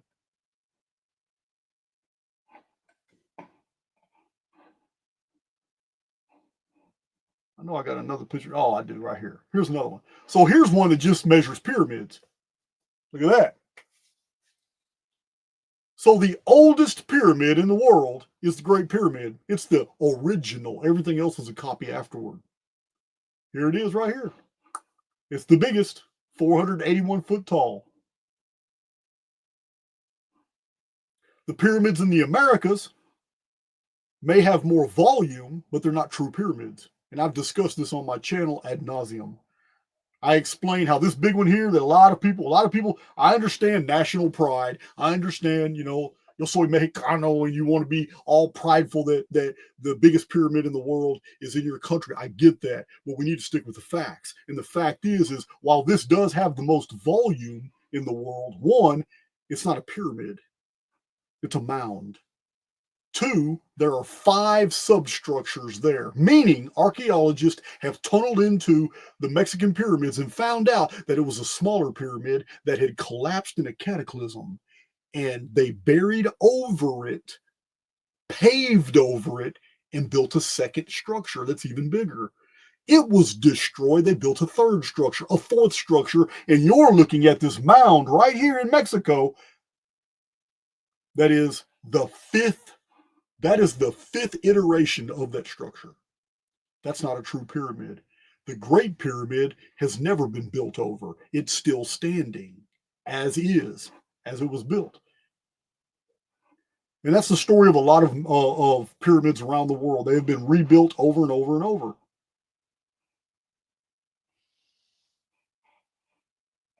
Absolutely.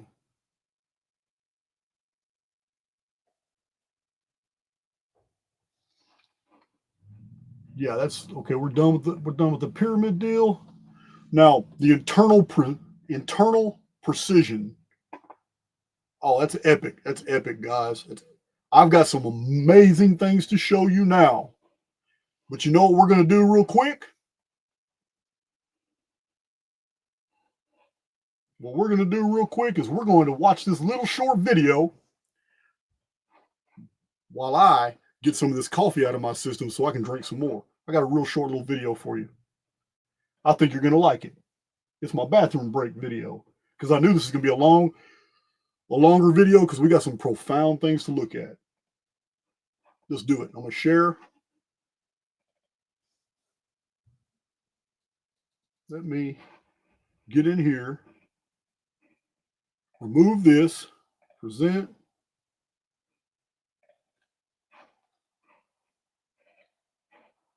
Get you a 2-minute bathroom break if you want it.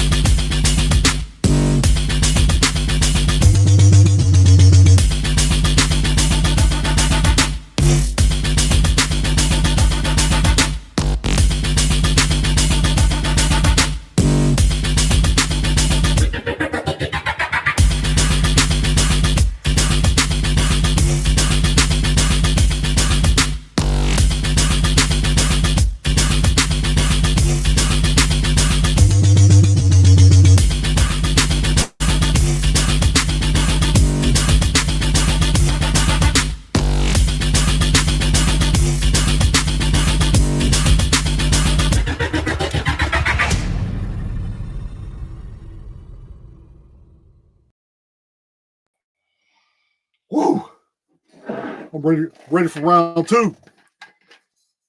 That's my hype video there. Always got to make room for coffee. All right, now, I don't want to feel rushed on this next part. We're talking about Technolithic architecture. So you need to pay attention to what you see here. Don't let me convince you. Use the report of your eyes to make your own conclusions.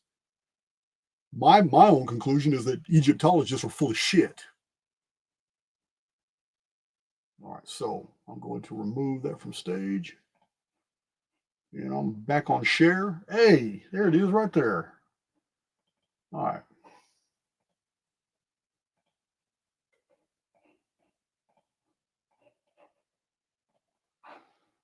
Okay, so the interior arrangements of the Great Pyramid are astonishing. The engineering is astonishing. This is just an illustration from the early 20th century. This was drawn in 1909. Sir Flinders Petrie measured. He measured the inside and outside, all the rectilinear measurements. His measurements are the only ones accepted by the scientific community, the only ones accepted by Egyptologists, and the only ones that I go by. And by going by them, I've made all these discoveries for which Archaix has become very popular concerning the Great Pyramid. This amazing 138 sequencing, this patterning that goes throughout the entire structure that matches the events of world history. I know it sounds crazy, but it's all there. So this is the Grand Gallery going up. The Grand Gallery, I've drawn this to my community's attention multiple times. This Technolithic, this has an engineering function. These are not random. They are perfectly spaced ruts that go all the way up, as if a carrier mechanism went up and down the Grand Gallery using those ruts. They're on both sides. This almost looks like a rail system that went up and down. Some type of mechanism went up and down this Grand Gallery. Let's show some more pictures of the Grand Gallery. This is an early illustration of the Grand Gallery when the Muslims, Al-Mamun in the year 820, were exploring it. They didn't understand what in the hell they went in. They're literally exploring the interior dimensions of probably the largest machine in the world. It's made of stone. This is an illustration just to show you the precision. This is precise. It's absolutely precise. At the bottom of the Grand Gallery, there is a hole here that goes straight into the Queen's Chamber. But if you were to go this way, you're going to hit a wall. But as I'm going to show you, that wall was added later because that same square you're seeing here is supposed to continue all the way to that little square underneath those giant chevrons. Someone has gone to great pains to hide the original entrance to the Great Pyramid. I'm going to show it to you. So here are the chevrons. I don't know why I can't blow this up. Let's see, so I'm going to exit out of that. I'm going to go this way. I don't know why I can't blow that up. Interesting. So I can do it with my hand, I think. No, I don't know what's going on. So this is just another illustration of just how precise the Great Pyramid is. Here's another one. You can see this one far clearer. I can blow this one up. Look at, this is where the chevrons are, right here. This is where the chevrons are. This is the little hole square you see underneath the chevrons back here. But the top of the chevron, there's another hole up there that's been concreted. This hole goes completely over here, perfectly lining up with this whole level right here. This is what's been plugged up. And it goes all the way out here to the little hole that was concreted above the chevrons. That's the original entrance. This is the Grand Gallery that I just showed pictures of. I'm going to show you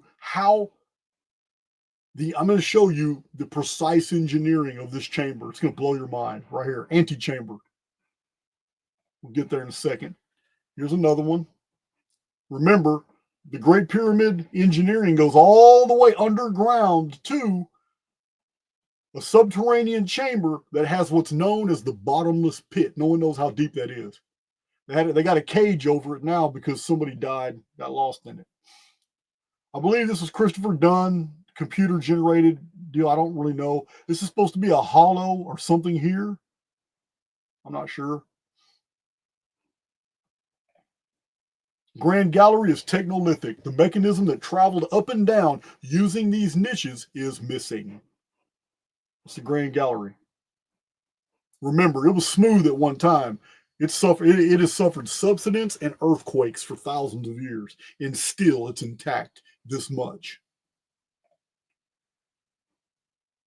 Here's a better one. This is a track in Grand Gallery once housing a carriage mechanism that raced up and down, forcing pressure through leaf locks in the antechamber and into the king's chamber. Look how precise this is. I wrote at the bottom, Technolithic precision of Great Pyramid structure was built using machines, and the structure itself had a machine function. My own trade as a CNC and manual machinist, pipe threader, and longitudinal fin machine operator allows me to clearly see the lock niche precision distribution up the entire floor length of the gallery as a tractor mechanism. To my practiced eye, the Great Pyramid was a facility. My theory is the production of high-pressure sound waves converted somehow from pure water. I wrote this years ago. Right there at the bottom.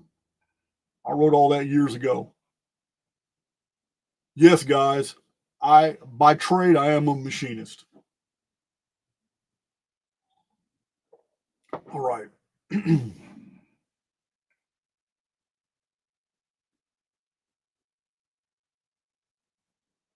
Yeah, we can't build this again. The Japanese tried to build the Great Pyramid at 1/10 the scale and they quit. They couldn't even get the blocks lined up because each layer of blocks has to be absolutely perfect to keep building the structure upward. They couldn't even get past the 5th layer. It was all in disarray. They quit. 1/10 the scale using tractors, and they quit. Look at this precision. We don't know what any of these functions are. We don't know what this is. This looks like the Grand Gallery again. We don't know what any functions are here. It's Queen's Chamber. This is just an illustration to show you the magnitude. Every single layer of blocks had to be precise for any of this to stay intact. Again, more illustrations showing the geometrical precision. Perfect tolerances. Here's a good illustration showing the tracks going all the way to the top. Keep in mind, guys, that is for a machine. There's no other explanation for those tracks to go up. Remember, it's 26 degrees. That the Grand Gallery is at a 26-degree angle. That's a hard climb. It's not easy. But it really wasn't meant for humans. It's a machine. Now, this is the King's Chamber, famous King's Chamber. The King's Chamber has these immense, absolutely gigantic blocks. These are for relieving, and chevrons on the top. These are for relieving the tremendous amount of weight and pressure that all the stone going up above them is pushing down on them. This deflects the pressure outward. These are the relieving chambers. Again, this would be like an engineer's schematic this is a machine. We're looking at the inside of a machine. These are the vertical grooves. These are the tracks. This is the antechamber going into the King's Chamber. Every bit of this looks like millwork to me. It looks like millwork. I know I got other fellow machinists in the comment. This looks like a millwork facility. Right here. There's nothing about this that says, oh, we buried a pharaoh here. We built this whole structure to put this weird antechamber here just so you could look at something unusually anomalous as you went in there and looked at the sarcophagus that has a pharaoh in there. Except no pharaoh has ever been found in that sarcophagus. There's nothing Egyptian inside this whole pyramid.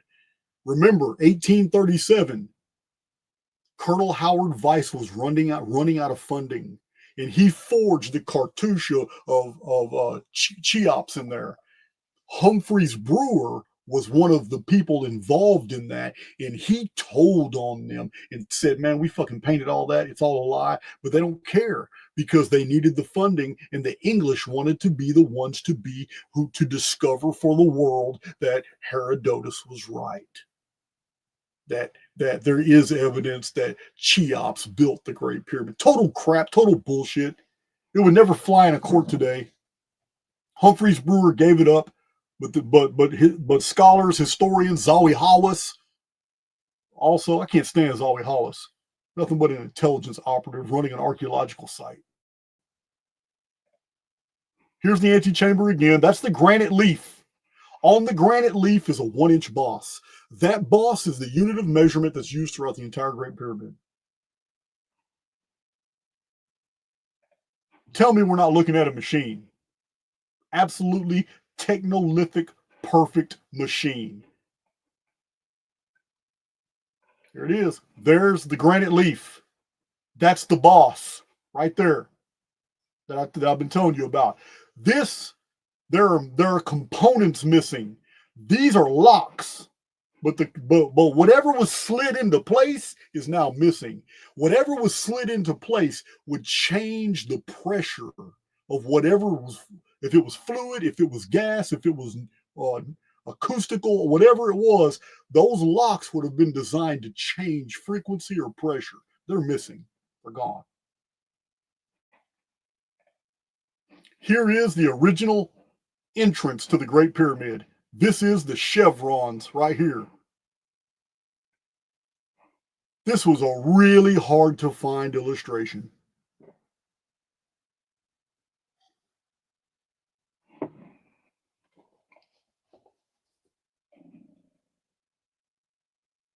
Really hard to find. I just wanted to show you that tunnel does not exist according to Zawi Hawass and Egyptologists, but it's right here. We've already seen the end, but they put concrete over it. Instead, they want you to see the entrance about 30 feet below it. The little square there. I don't know why they're hiding it. Look at this precision, guys.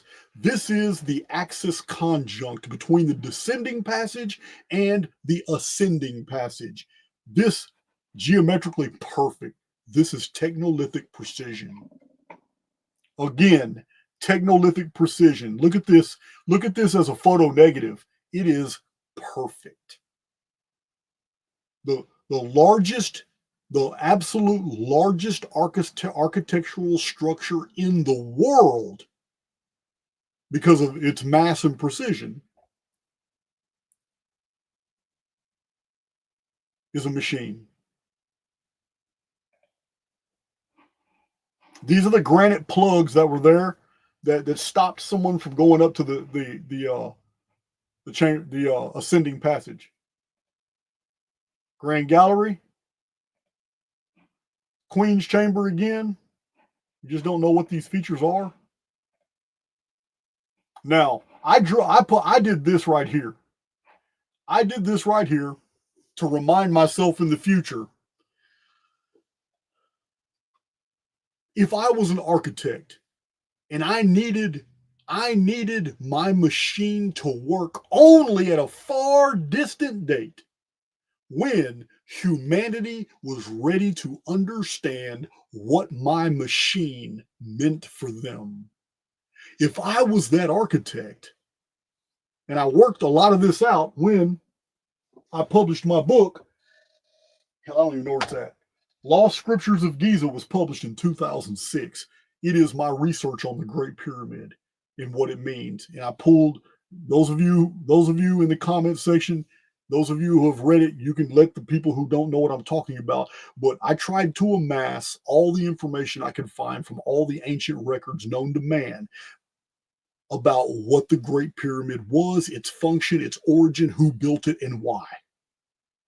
That was in 2006. I have added a lot more material to that, but still, there's nothing in that book that's wrong.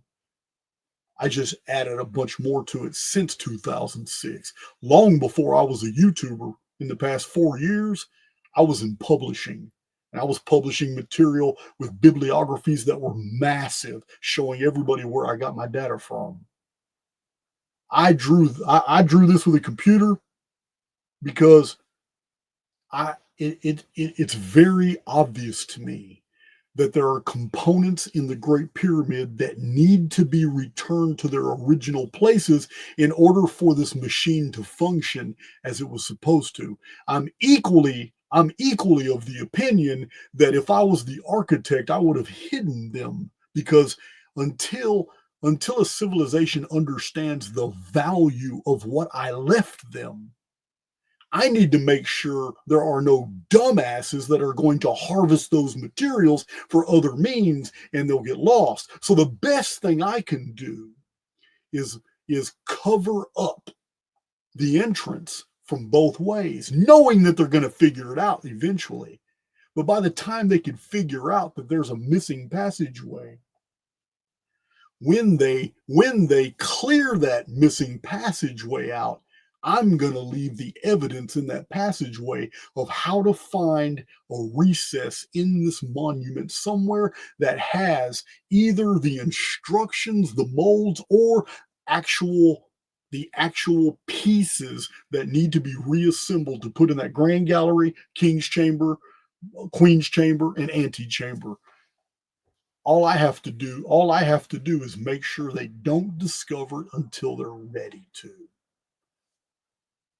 No one builds a structure this size. No one builds a structure that lasts thousands of years. And no one builds a structure and covers it in blocks. Look at this. This isn't normal. Let me show you. Well, let me explain exactly what I'm talking about here. No one builds a engine. No one builds a machine out of stone and then covers it in 2.5 million blocks so it will survive for millennia until somebody actually figures out what it does. That's what we have here. We have an ancient genius who built a machine that's going to provide value to the human race in some way. What it does, we have to attach the traditions to it. That's what my book, Lost Scriptures of Giza, is about. What it does. But let's just leave that argument alone. Right now, we have to look at the evidence of our eyes.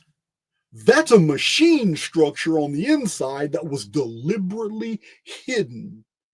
2.5 million limestone blocks hid this giant. It didn't just hide this giant machine, it also protected it for millennia. The pyramid itself isn't anything but a shell to protect its interior components. All right, so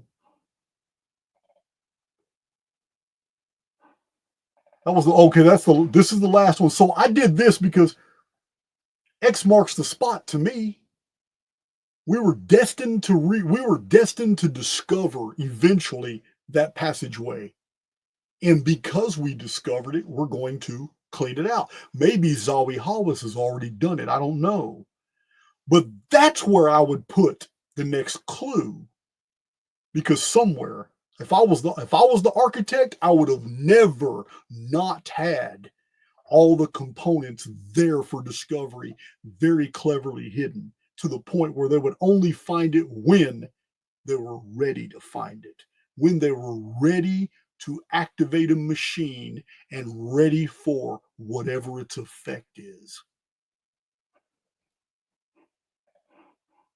We are done with Technolithic. Oh, wait a minute. I do have this.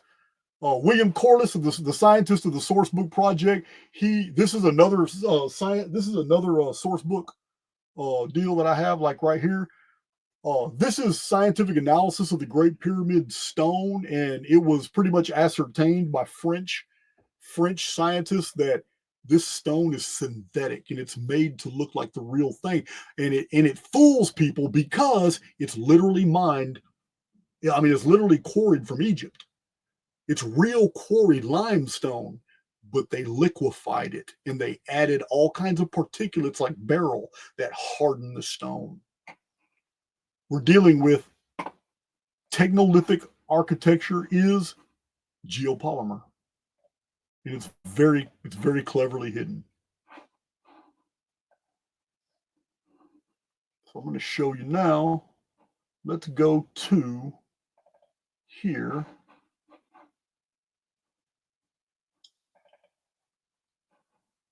So many of you are familiar with this. This is the Phoenix phenomenon history, 138-year periods. This is the Nemesis X history, the dark satellite history, the Mayan long count, the Anunna-Ner.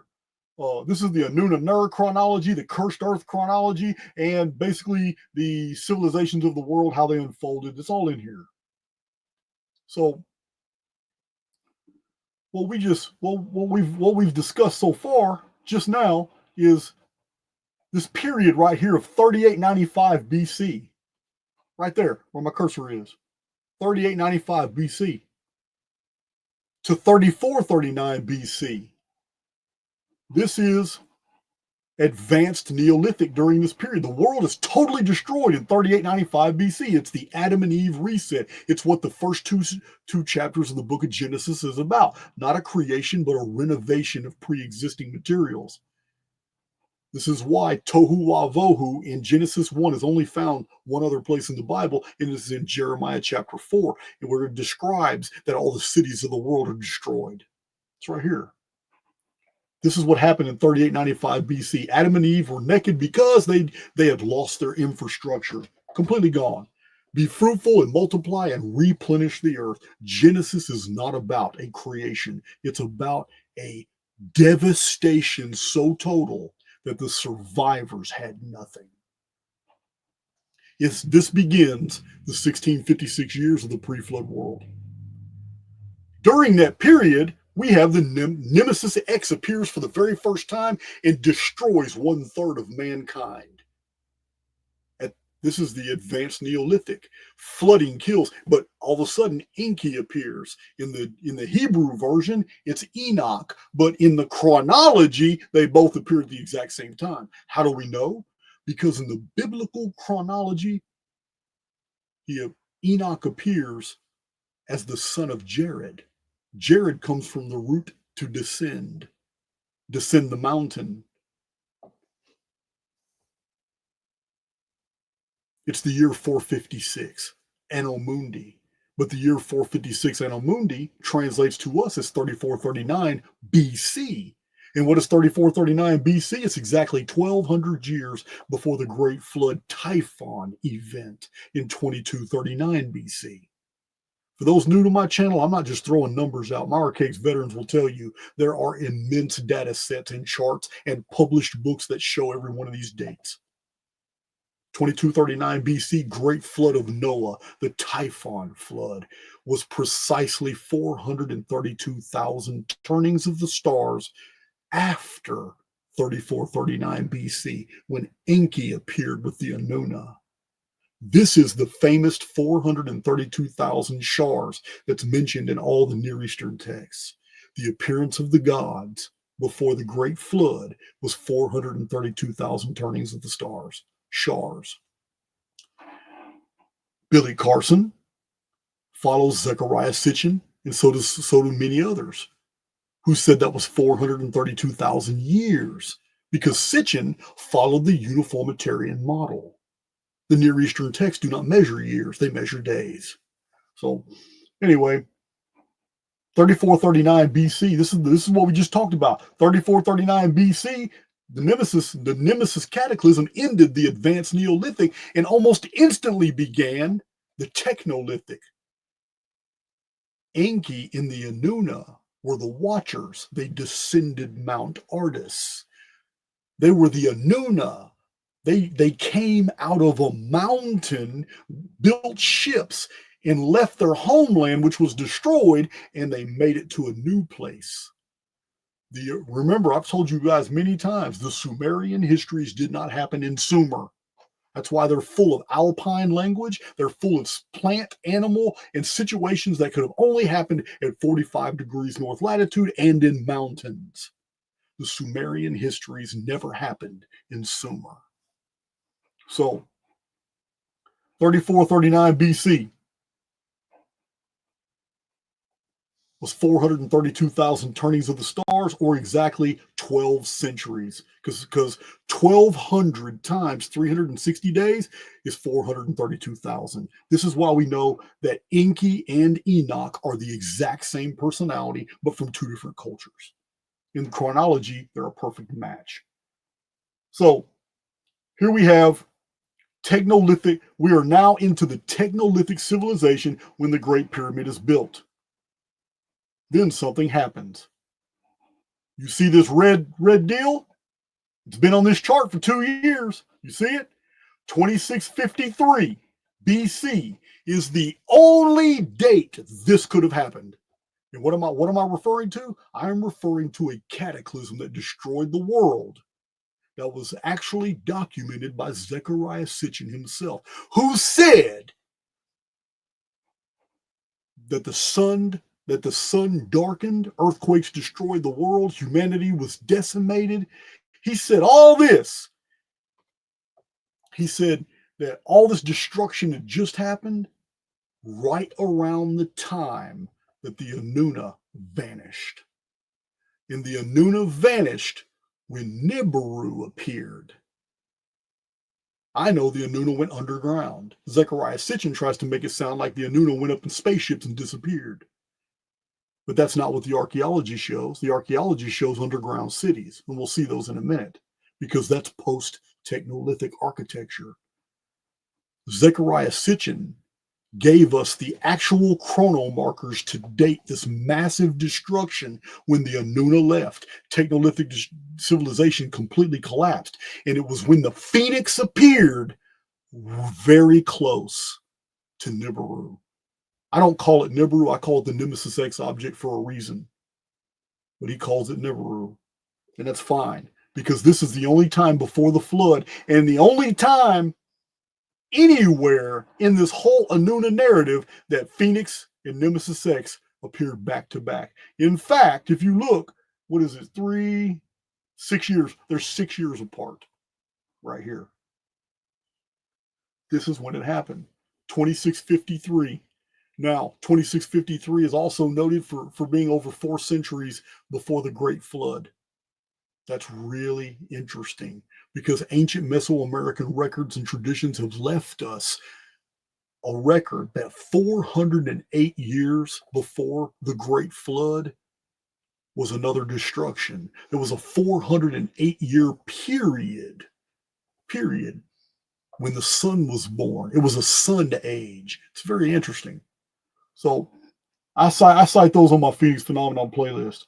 But anyway, this is when 2653 is when Technolithic civilization ended and the Anuna went dark. But something else developed. Right here, 2653 BC and 2647 BC, you're going to find in the archaeology, in the encyclopedias, you're going to find that it was this period that suddenly began pyramid building, ziggurat building, temple building. It suddenly began. Strange. It suddenly began the use of symbols and seals, seal impressions, but there was no written language. Take that into consideration. During the whole of the Technolithic period, when all this advanced archaeology is taking place, there's no written writing. I've already explained this in my prior presentations. Why? during the Technolithic period, there was no written writing because they wrote on tablets just like this. They wrote on tablets. Let me get out of here. They wrote on tablets just like this. This is my tablet. I edit videos on this. Short videos. This is my tablet right here. This is what they used before the flood. Not just the flood, but during the Technolithic period, the gods, very smart humans, were using tablets. With these tablets in the Sumerian, they're called Mes, M-E. With these tablets, they could move inanimate objects. They could talk. The gods could talk to each other. With these tablets, they could show moving pictures. With these tablets, they could command the world to do things, and it would do things. With these tablets, the gods could control destinies. What are destinies? Destinies are cycles of all kinds of phenomena. They use tablets. That's why they didn't have a written record. And that's why, after the next cataclysm, the memory of the Mes, people remembering what the gods used to use, that's why cuneiform was recorded on tablets, clay tablets, in emulation of the gods. So, Technolithic civilization ends, and now we have 2653. The world is destroyed. And according to archaeology, the 26th century BC began urban city building that we are very familiar with now. The older Sumerian cities of Uruk and Harappan cities of Mohenjo-Daro, Larak, Mohenjo-Daro, Harappa. This is when the 26th century is when all these urban centers, massive centers were built, but there's no written writing at all. In Mohenjo-Daro later on developed seal impressions, but there's no written records. There's no written records for the early Sumerian. As a matter of fact, cuneiform didn't even develop till after the Great Flood in 2239 BC. So this begins the post-Technolithic period. Let's look into post-tech so you guys can understand what I'm talking about. The destruction was pretty massive. Whatever happened 4 centuries before the Great Flood, the destruction was massive. Zecharia Sitchin describes it so. It was massive enough to collapse a very technologically advanced civilization, the Anunna. You can call them Anunnaki, the Anunna. They're humans. They're just technologically advanced. Technolithic is a continuation. Post-Technolithic is a continuation of the Technolithic, but of inferior quality. It's inferior quality. Post-Technolithic is when non-Anunna cultures got a hold of the Anunna hardware, machines, knowledge, and technology, and began to use it for themselves. The Anunna disappeared, went underground or to a different area of the world for which no history hasn't recorded. Post-Technolithic shows all kinds of further development in excavating and creating the molds, but it's of inferior quality, and a lot of them look like they're discarded like practice molds. They're trying to figure out how to perfect a technology for which was not their own, but they're using it, and they just don't have the expertise that the Anunna had. Post-Technolithic goes on, and you see the molds, but they're not as good. They're not perfected.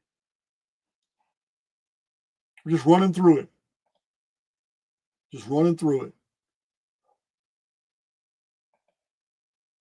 We just saw that one a minute ago. Isn't that interesting that the ancient culture of South America was Amaru? And yet I've shown you all this evidence on my channel that the Amuru invaded the Near East from the Americas.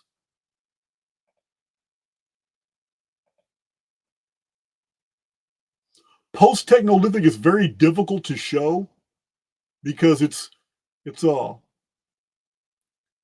long period. It's a 400-year period where they're still using the same technology, but it's different gradations of expertise and development.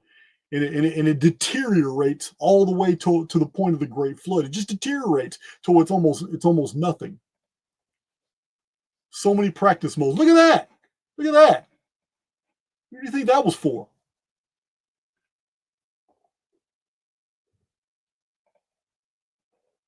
It's not as good.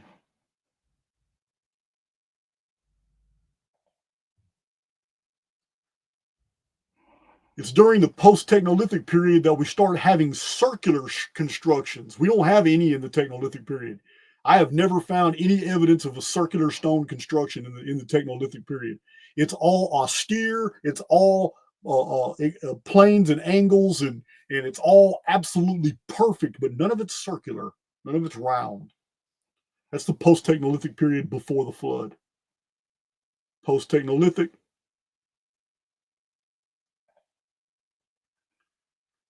Post-Technolithic. Some of the post-Technolithic starts to add some of these. This is why this is post-Technolithic. Do you see this? This is the beginning of some type of architectural style.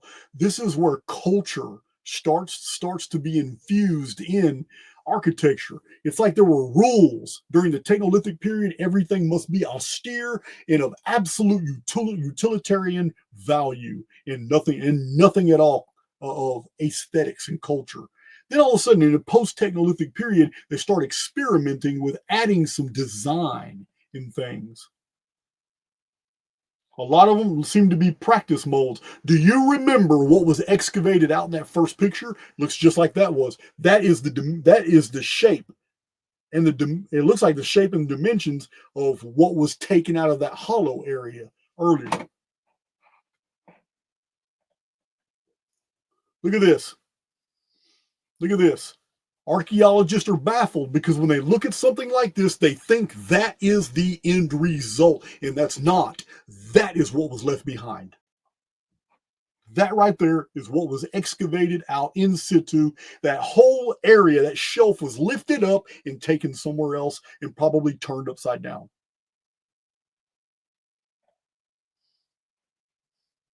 Post-Technolithic, you start seeing design in here. This is still before the flood. Here's post-Technolithic. This is the Hypogeum in Malta. Everything built on Malta is post-Technolithic. It's pre-flood, before the flood. Remember, it was all destroyed in 2239 BC when the Strait of Gibraltar, known as the Pillars of Hercules, broke apart. And when they did, the Atlantic came pouring in at 400 miles an hour and completely washed over Sardinia, Cyprus, southern Italy, filled up the whole series of freshwater lakes and valleys that was the Mediterranean world. The Mediterranean before the flood was called Middle Earth. That's what Mediterranean means. This whole area was filled up. It was beautiful cities. There's 200 and something stone cities. That's what's in these books. 200 and something stone cities underwater in the Mediterranean. No history to these cities. They're gone. They're gone. On Malta, the Giants Temple, Templum Gigante or whatever, the Hypogeum, and there's several other, Goza. All of them are washed apart, and I've shown you pictures on my channel of the gigantic megalithic post-Technolithic blocks that were all washed in one direction off the island and put into the Atlantic, and they're all scattered, and you can tell that a tsunami did the whole thing. Also, there was hundreds of skeletons found inside the Hypogeum that were all fused together. Some of them had long skulls, like they had lived for very long periods of time, and all that was taken out of the Hypogeum. But this has very unusual acoustical properties, just like the round towers I was discussing earlier, just like the Great Pyramid. This is all post-Technolithic. It's very austere, but they're starting to get some style in there. This is post-Technolithic. Look at this. This is post-Technolithic. This is one of the most controversial pieces in Egypt. Egyptologists hate the Osirion. They hate this right here. I've got a whole video breaking this down and giving you the history of Abydos and the Osirion, proving that this is legitimate. These Egyptian hieroglyphs show Egyptian phenomena, boats, and Anubis, boat, bowl, 2 bars. That's a time, 2 bars and 2 dashes. It's just that this is a method of counting. Those 2 bars and 2 dashes, that's probably 20 or 30. These two small ones will be 5s. These 2 bars will be 10s if it's exactly the same way the Maya do it. The Mayan bars and dashes are 10s and 5s. Here they are. So I don't know if it's the same or not, but that would mean this whole series here is calendrical. This would be calendrical right here if that's true, and this matches the Maya. But this is an anatomically correct insect. This is a catfish. We don't know what these are because somebody deliberately chipped all around these to keep us from seeing exactly what was being conveyed here. This is no doubt a machine. There's the back fin. This is a machine. This is a machine. This is a machine. This is a machine. This is a machine. Somebody's damaged some of this so we can't see what it is. But yeah, this is Technolithic. This is all Technolithic. If the insect is right and the catfish is right, then what's being conveyed here is right as well. It's also right. Now, what's interesting is the ancient Egyptians did not know what this was. How do we know that? Because they plastered over it. You're looking at perfectly preserved post-Technolithic symbols and signs because they survived from a world before, because the Egyptians themselves plastered over it. They didn't know what it was, so they just plastered over it. The plaster lasted thousands of years and finally was removed by archaeologists to see this.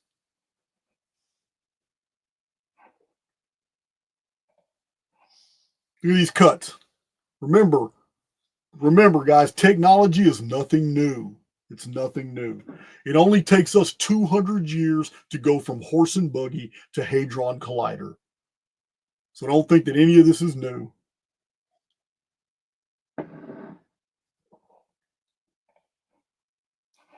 Post-Technolithic, still austere, smaller stuff though, but here's another one.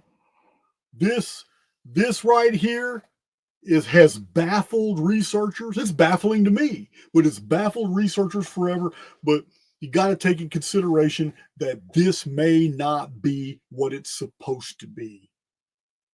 What you're looking at. If we were to cast this to see what shape develops out of it, we might understand what exactly was removed from this, because what was removed was probably the piece that was needed elsewhere, and that this is what was left behind.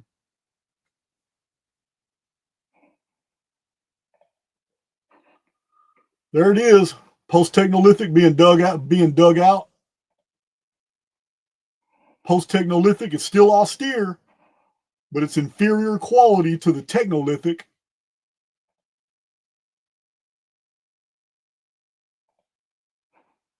A little bit of design being incorporated, but nothing really cultural. So, just like I showed you the hypogeum on Malta, I don't have a lot of pictures of Malta. If I did, I'd show you more, but these temples go underground. A lot of Malta is underground. Post-Technolithic had a fascination of building underground. So, you guys have heard of Derinkuyu. Derinkuyu is in Turkey, where the Catalhoyuk and all the Huyuk sites are, where the Tepe and Göbekli Tepe sites are. Here's where the underground cities are. Not 1, not 2, not 5, not 10, not 35, but 59 underground cities in Turkey that have been discovered so far. What were they hiding from? So here they are. This is post-Technolithic. They came in and used a technology and excavated all of this. It's the same technology. Now it's utilitarian. Now they're trying to survive. They are using the same technology by which they excavated very precise geometry in situ. They used that technology to remove those materials and left behind what looked like molds. The same technology was used to excavate all this solid rock, levels and levels and levels of occupation. This would have taken 500,000 years for 100,000 people to do with chisels and hammers. It wasn't done that way. It was done with technology. All this was excavated with the same technology that we've already seen evidence for. Same technology. Look at that. Look at that. All the levels of occupation. And that's just the ant. That's just an ant sidereal. You're just looking at one plane. It actually goes back far. Same technology, excavated all these. Same technology, excavated all this. Technolithic and post-technolithic technology allowed them to remove stone, to remove living stone. And as they removed it, they were absolutely able to shape it in situ before it was removed. You tell me what kind of technology that was. They were able to remove, they were able to shape what they wanted in solid rock. They were able to shape it. And then they were able to remove it in the shape that they wanted, leaving behind what looks like a mold. It's incredible. It's baffling. I'm not trying to tell you, I'm not trying to explain to you guys how it was done. I'm just telling you that it was done. And the fact that we've been able to find these shows us basically the chronology of the history of the world. And it's just the opposite of what a uniformitarian would tell you. Excavated. Look, you see that? You see that? This right here was once standing up, and a person could just roll it into place, and it completely sealed a whole tunnel. And only from the inside could be rolled out of the way. There's a bunch of these in Derinkuyu. They're for defense. They're for defenses or for keeping floodwaters out or whatever. But yeah, that material, it would have been excavated in situ. All this was once solid rock. Every bit of this was solid rock, and they came. There's one of those donut stones right there. Right there. Blocks the whole entrance. So yeah, look at this. Whatever technology they had, excavated all that. There's a detailed picture. Yeah, that's it. There's another one of those rolling stones.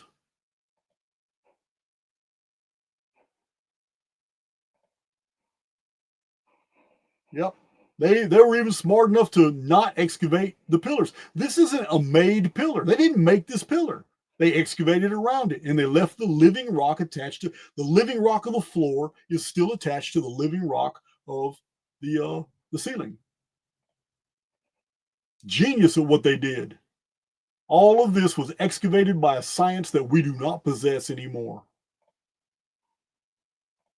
This is post-technolithic. Post-technolithic meaning the technolithic precision is gone, and they were probably in a hurry. They had survival on their mind. Probably wouldn't have taken near as long as you think to do all this. Not with the technology that they've exhibited. So now we're done with post-technolithic. So what ended the technolithic period? What did it? I'll go back to here and show you.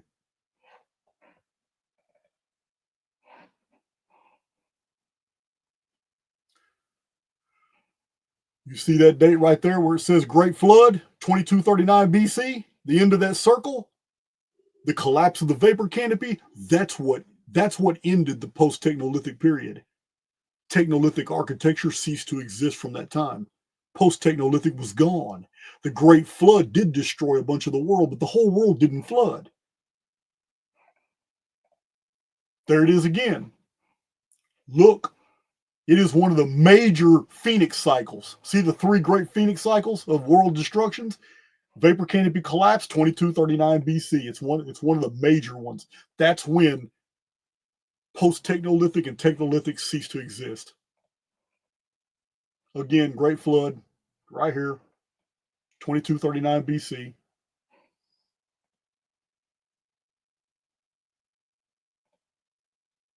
Again, here's all the zodiac data. Again, 2239 BC. Huge, huge. This is when the 13-month lunar system collapsed.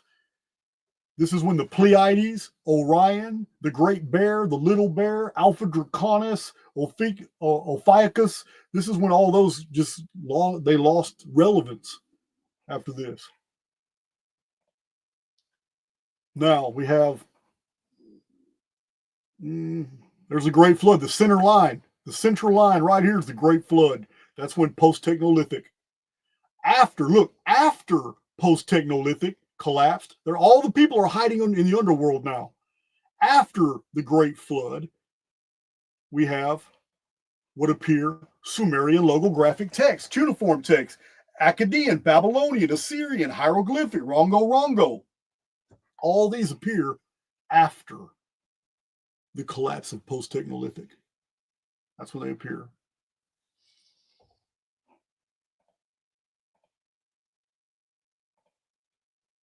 Oh, that's a good one to see right there. You can see the Great Pyramid right there, and then you see the Great Destruction, 2239 BC, Great Flood. As soon as the Great Flood's over with, what gets built? Sumer, Egypt, Babylonia, Harappa, China, the Andean, Meru.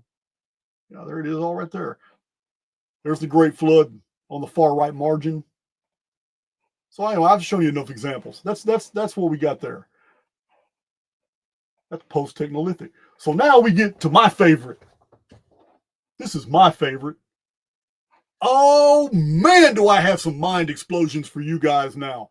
Now, after the flood is over, the collapse of the vapor canopy, the sun appears in the sky. The ancient Americans developed the sun kingdom. The water sun is first. Why? Because it appeared like the sun was born out of the water. In Egypt, now they've got Horus, the god of the hours. Why is the god of the hours? Because now the sundial can show us time, because now you can see the sun. And Horus became superior in Egypt at the very end of a very ancient Egyptian pantheon. The last god was the god of the sun, Horus. Just like Sumer. In Sumer, we have a pantheon of Anu, Enki, Enlil, and then all of a sudden, you got Ninhursag that represents the goddess. And then all of a sudden, at the end of Sumerian civilization, at the very end, after a pantheon that has been acknowledged for about 500 years, you have Utu Shamash. Who is he? He's the sun. Because in the Great Flood, the vapor canopy collapsed. The sun appeared. The sun calendars began. And now this begins the Helio-lithic maritime empire. The Anuna resurface as the Amuru. This is what happens. So, all of a sudden, we have a civilization that has technical advanced knowledge, but they've lost a lot of the technology. And the world where that technology worked doesn't exist anymore. So what do you get? You don't have tablets anymore. We can't communicate. They can't communicate on tablets anymore because the infrastructure is collapsed. They no longer have that energy source they were using. The tablets don't work, so they start doing something else. What is it? Let me show you what they did. They recorded advanced concepts on tablets made of clay. Very advanced concepts showing their knowledge was superior their infrastructure had collapsed. We're dealing with a post-reset civilization, one that had the knowledge, but not the means to continue their civilization. There it is again. They were able to record very advanced concepts, but they couldn't. So real quick, they developed cuneiform. Real quick. So we have a civilization that's now recording using clay and burning the clay real fast to preserve knowledge. This is what they're doing.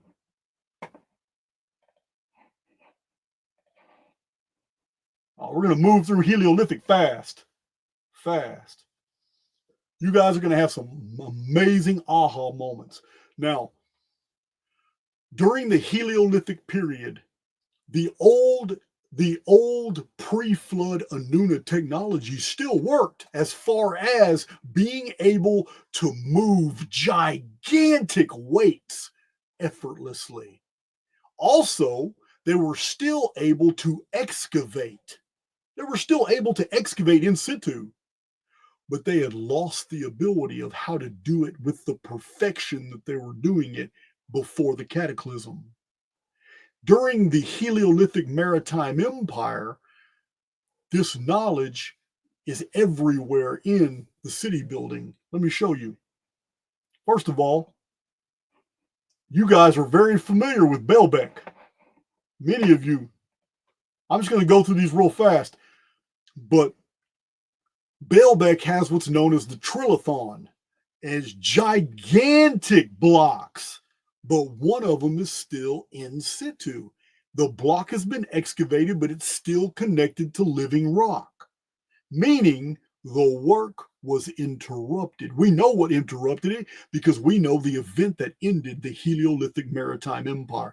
That's in Children of the Sun. That book right there, at the top of my deal, Children of the Sun, W.J. Perry explains that the entire world was destroyed. Every single dynasty lost. All the dynasties were specifically prideful for being children of the sun dynasties because the sun was something new in the world.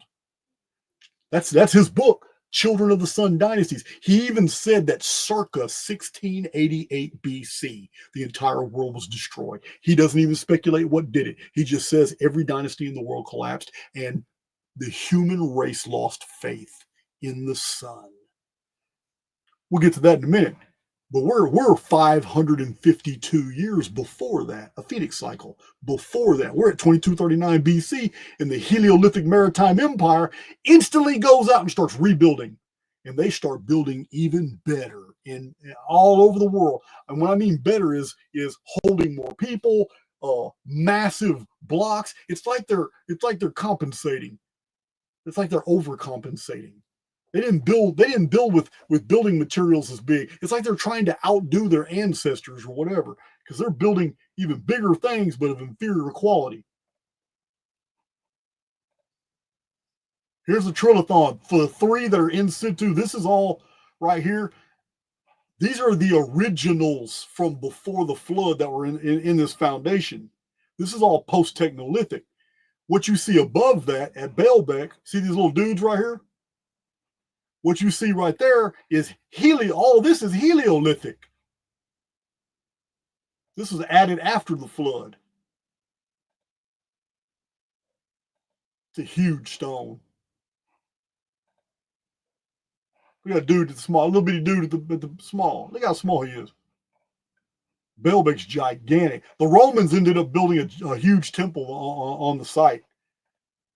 I'm not going to spend a lot of time on Baalbek. We need to go. We got ground to cover.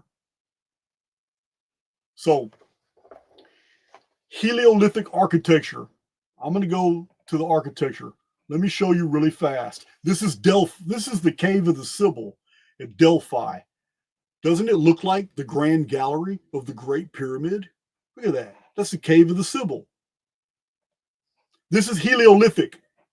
They're using the same technology. But the same technology that takes living rock according to specified molds, which is Technolithic, and then post-Technolithic, but of inferior quality, now they're using that same technology to shape rock. Instead of taking rock out in situ to the specifications they want, they're using that technology now to shape rock as they're fitting it in place, because there's no way any of this would have ever been able to have been hewn with chisels and hammers to the exact specifications. We're talking about 0.25% tolerances here to fit these together. There's no way. There's no way. Technology was used to build these edifices. This is all Helio-lithic. They're using massive polygonal cyclopean stones. This is Helio-lithic. This is South America. Helio-lithic, or this could be post-Helio-lithic. Really hard to tell. This was originally Helio-lithic, but a lot has been added to it with smaller stones to make it post-Helio-lithic. Originally Helio-lithic because it was on sea level. Machu Picchu and Tiwanaku and Pumapunka, they were all at sea level. We know that. This is Helio-lithic. Helio-lithic begins the 3D effect. It's not bas relief, it's way more. It's a 3D effect of stone. Remember this. This is a clue to the true age of Göbekli Tepe. I'm going to show you also Easter Island. Here it is right here. Helio-lithic, after the flood, the Helio-lithic maritime empire. What's beautiful about the Helio-lithic period is that they're using the same technology in the Urubamba Valley of South America, the same technology in the Yangtze Valley of China, the same technology in the Indus Valley of Pakistan, India, the same technology in the Nile Valley of Egypt, the same technology in right over here, Tigris-Euphrates Valley, all river valley civilizations connecting a massive network of the Helio-lithic maritime empire that I've written so much about. This civilization had this 3D effect down pat with this artwork, but it was cultural. Whoever was sharing the technology with everybody was letting the locals decide on the local, the cultural stuff. Like this right here is very cultural. You wouldn't see this in another culture. This had a lot of meaning to the South Americans. Yeah, Maru. Here is Helio-lithic. Look how the boulders protrude. Cyclopean boulders protrude here. Here's also you get these spurs here. You see those spurs? Their technology was literally pouring this stone in place, shaping it almost instantly, and when it pulled away, it left a little booger. Those are boogers. Those are stone boogers. That's all that is. Helio-lithic. All the cyclopean stonework is Helio-lithic. This is after the flood, 2239 BC. Helio-lithic. There's a booger. After the flood. Look at the 3D effect right here. This is South America. There's a 3D effect right here on the stone. Look at this portal, this gate. It's a T-section portal. Some type of salamander or lizard right here. I don't know what this is right here. It's an animal right there. It's another 3D effect in the stone. Helio-lithic. Imagine the weight that these four wheels could support if you put timbers connecting as axles, and then you had a platform on top of the timbers, and you had cylinders to allow that to roll. Imagine just the weight. You wouldn't have to carry anything on that. Just the weight of those stone wheels would be able to drag or pull whatever you needed to move. Here's a Helio-lithic, more Helio-lithic, South America again. Here's some Helio-lithic. Helio-lithic. I'm just going to go through these because I need to get to the next section as fast as possible.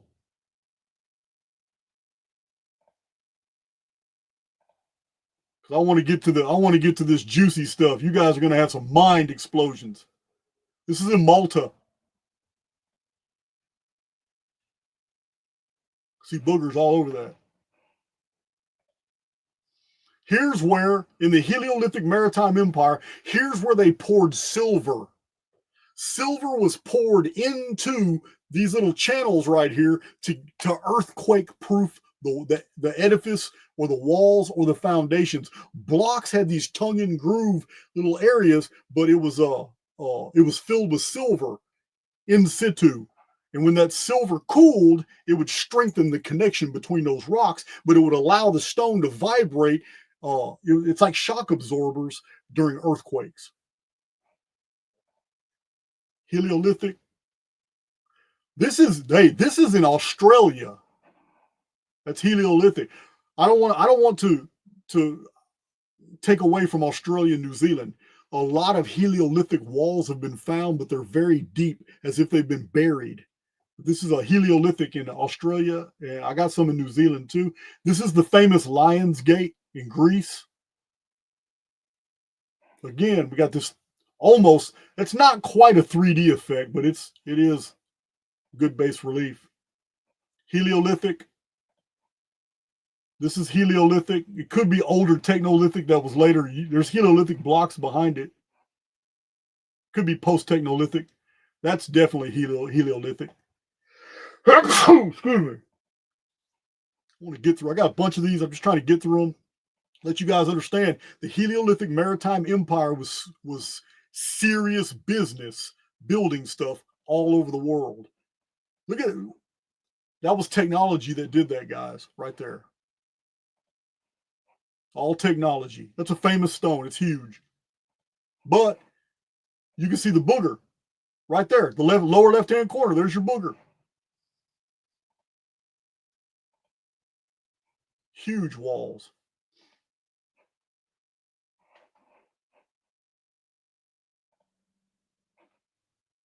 These little cup marks. I know some people got some interesting theories about them. I haven't really looked into them.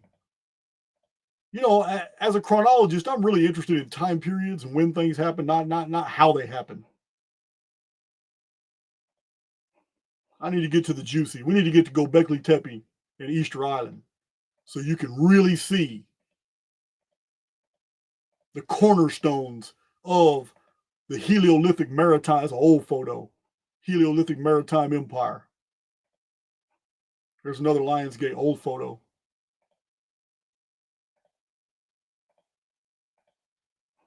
That's the Helio-lithic maritime empire right there. That's the Gate of the Sun. Tiwanaku, South America, Bolivian plain, I believe. Altiplano, on the coast of Lake Titicaca. Gigantic walls at Cuzco. Look at this. What? Yeah, man, that's technology.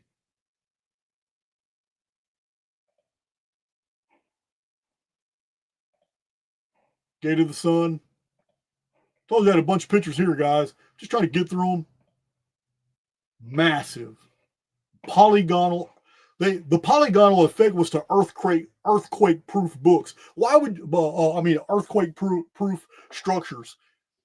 You don't see that in Technolithic. You don't even see that in Post-Technolithic. But in Helio-lithic, you see polygonal and you see cyclopean stones. You see these odd angles because they're trying to absorb shock. This is earthquake-proofing their stuff. But that was it. All right, we got out of there. So here is, let me show you Göbekli Tepe. You've all seen it. Look at it. I have 3 videos about Göbekli Tepe. My last one is called Göbekli Tepe, the Kivas of the ancient world, where I show that the architecture is no different than the ancient Native American Kivas in North America. No different. It's identical all the way across. So here it is. Göbekli Tepe. See those pillars? Göbekli Tepe. Göbekli Tepe again. Göbekli Tepe. This is all Helio-lithic maritime empire. Göbekli Tepe, here's the site. It's right here. Where is it? It's in Turkey. What else is in Turkey? Oh, all the underground cities are in Turkey. So, Göbekli Tepe again. You guys have seen Göbekli Tepe. Here's the bird cult sigils. Here's Graham Hancock's Scorpio, proving to him that this is 11,000 century, 11,000 BC or whatever. Here's the three handbags. Here's three handbags right there on the top. Göbekli Tepe. This is Göbekli Tepe. All right, we're done with Göbekli Tepe. Or are we? All right, so you've seen what's really interesting here is that the handbags, the more we look into them, every single artifact, every single relief of these handbags is after the year 2000 BC, which is already 200 years into the Helio-lithic maritime empire. 2239 BC is the Great Flood. But every single artifact, everything we've ever seen about the handbags is after the flood. Here it is. There's a handbag. This is a handbag.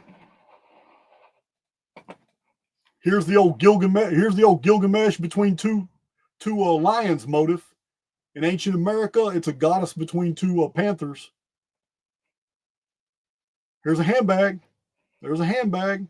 This one, the one on the left is from ancient Assyria. The one on the right is America. Handbags. One on the right is from the Near East. The one on the left is ancient America. Handbags.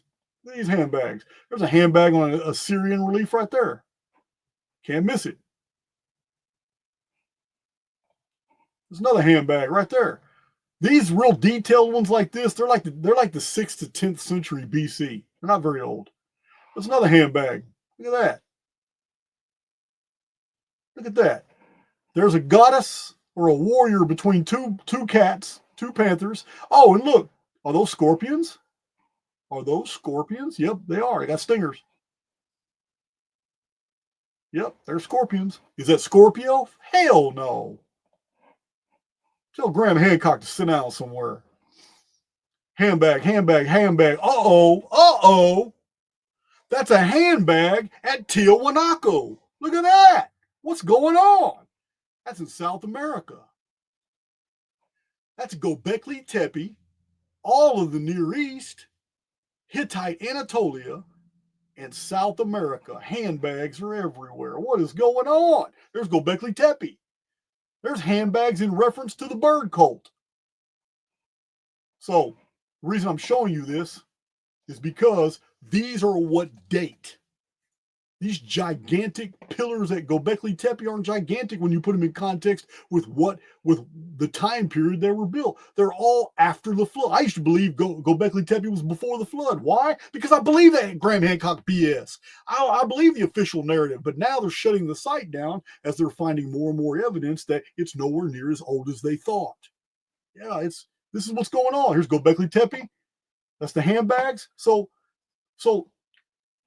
this alone isn't even enough to prove my case. So what I want to do is I want to show you Helio-lithic statues. Let's just look at the gigantic statues from the Helio-lithic maritime empire, which are all after the flood, 2239 BC. Let's look at the statues and see what story they tell us. Here's the statues. So here's Easter Island. Look at the side. Look how deeply buried it was. Look at the size of that statue. Huge. Look at that. If you pay real close attention to the bottom of this statue, you're going to see something that they don't really want you to know about. I did a video about 2.5 years ago about these. It's the hands. Look at those hands. Uh-oh. Remember, megaliths tell a story. Uh-oh. Here's a statue at Göbekli Tepe. Uh-oh. Excuse me. Did I say Göbekli Tepe? That was a Freudian slip. No. This is a statue at Easter Island. It just happens to have the same birds Göbekli Tepe does. Here it is. Bird cult. Look at this. Look at this. This is Easter Island. Wow. But you know what? It's just similar. It's just similar. Look at this. Here's a big old Moya giant statue, Easter Island. Giant statue, Easter Island. Look at those fingers. What? Wow. Easter Island. Look at this. Look at this. Look at this. Bird cult. So weird. That's the back of a statue on Easter Island. There they are right there. Look at the size of the Easter Island statues. And now look at the hands.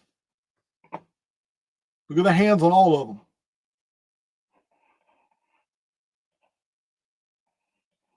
Remember, they're telling us a story. Look at the hands. Wow. Look at these found in South America. Look at the hands. Statues right here. We'll get to the hands in a minute. This is looking long ways from the top of a statue down the length of the statue. This is an Easter Island statue that was never excavated, but pay attention to what you're looking at. They had a technology that took out all this stone all the way around, all the way to this point, and all the way under, and left just a thin sliver of stone to hold it in place. And their same technology shaped that whole statue in place. Look at that. In situ. Here's another example. This was shaped in place and excavated. Look, there's nothing underneath it. It's a small bit of rock under here that did that. In situ. There's another one. You can't really see his hands, but they are folded there. Oh, look at those hands. Look at those hands. I'm stressing the hands because I'm about to show you some hands where you don't expect to see them. Again, in situ. This is at Tiwanaku. You can see the hands crossed over in the same fashion. Helio-lithic maritime empire. They had red hats. Okay, we've already seen the bird cult sigils. These are the hands at Easter Island. Some of the Easter Island Moya have been found underwater off the coast. It was destroyed in 1687 BC in the Ogygian Phoenix Cataclysm. In situ, this big giant one was never removed. It is enormous. It is still in situ. Look at this. Look where it's connected. Look at the scoop. That's a scoop. This is where it's connected to the living rock. What kind of technology shaped this and excavated all the way around it, shaping it at the same time? You're gonna tell me chisels and hammers? Get off my channel.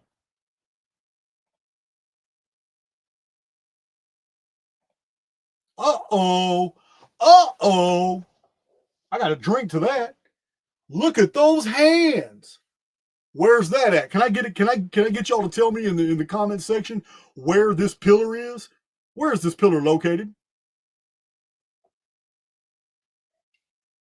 I'm gonna wait till somebody says it. Uh-oh. Where is this pillar located in the world? Where was this picture taken?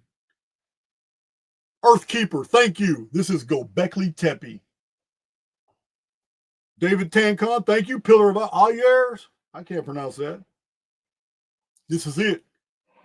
Göbekli Tepe.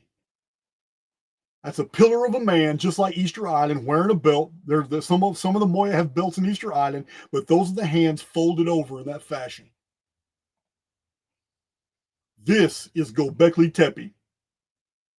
Oh, it even says Göbekli on there. This is Göbekli Tepe. Helio-lithic maritime empire after the flood. Where was Göbekli Tepe for thousands of years? Why didn't anybody know about it? Because the flood sedimentation completely buried it. It was underground. Just like everything else we ever found was underground. South America. There's a Moya. There's a hands. There's the fingers again. In situ. Oh, wait a minute. Look at those South American statues. Look at the South American statues. A whole bunch of statues in South America look just like that. Unfortunately, though, for those who want to believe Göbekli Tepe is, 10,000 years old, these were excavated at Göbekli Tepe. Right here. Look just like South American statues, no different. In situ. Bird cult on the back of Easter Island statues. You got that 3D effect down pat.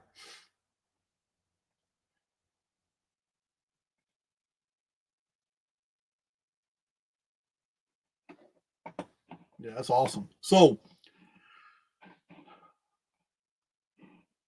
we looked at we saw Göbekli Tepe. It looks like the Kivas. Looks just like the Kivas.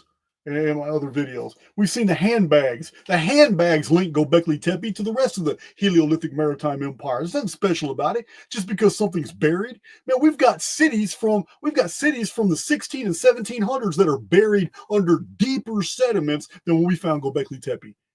This is so dumb it is so dumb for uniformitarians to try to date something by how deep it is. It's so stupid. It's dumb. So here it is. The Helio-lithic statues. I need to show you Helio-lithic symbols. We need to look at Helio-lithic symbols. Here's the first one. First of all, the bird cult and the handbags. Definitely 2200 BC to 17th century BC. Here it is. 3D effect. There's a 3D effect on all this. It's really snakes. It's pretty interesting. That's Göbekli Tepe. Look, this is Göbekli Tepe. Here's the bull. This is a bull. The bull cult. Any archaeologist will tell you the bull cult is a part of the goddess cult, and it was everywhere in the Mediterranean. Yeah, all over the Huyuk sites like Cattle Huyuk, Knossos, Crete, the Minoan. Yeah, bull cult. Here's the bird. Look at the bird cult symbols. But this is Easter Island. This is in the South Pacific, Easter Island. Here's bird cult right here. More bird cult. More bird cult from Easter Island. More bird cult. I think that's all done in chalk from Easter Island.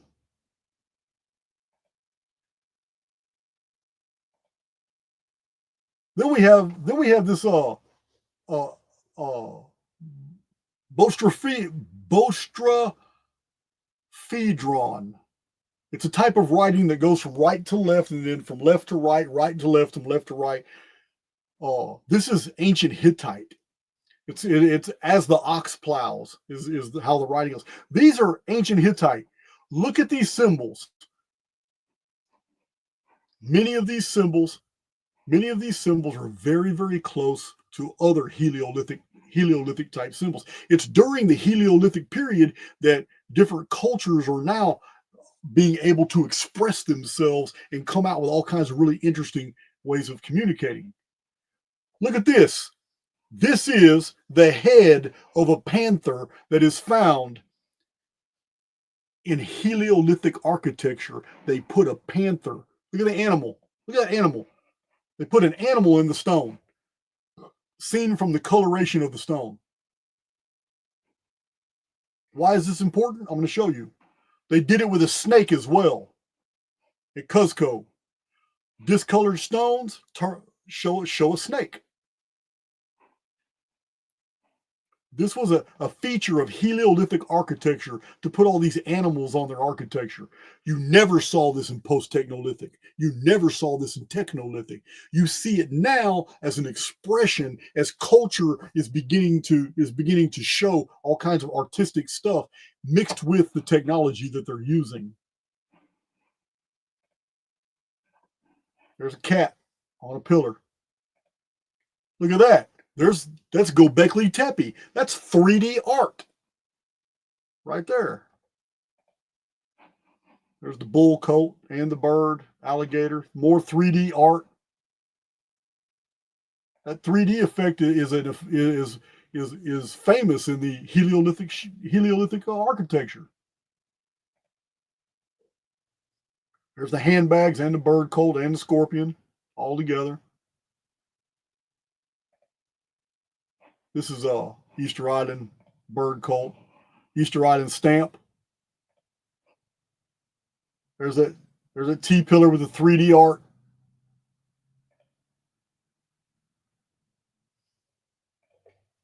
Here's Rongo Rongo. It's in rows too, like the Boustrophidion, whatever you say it. Rongo Rongo. This is all from Easter Island. Rongo Rongo. Here's all these pillars from Göbekli Tepe showing all these concepts that are found also everywhere from around the 24th, 23rd, 22nd century BC. It's not that old, guys. All the bird coat sigils. Here's some more birds on Göbekli Tepe.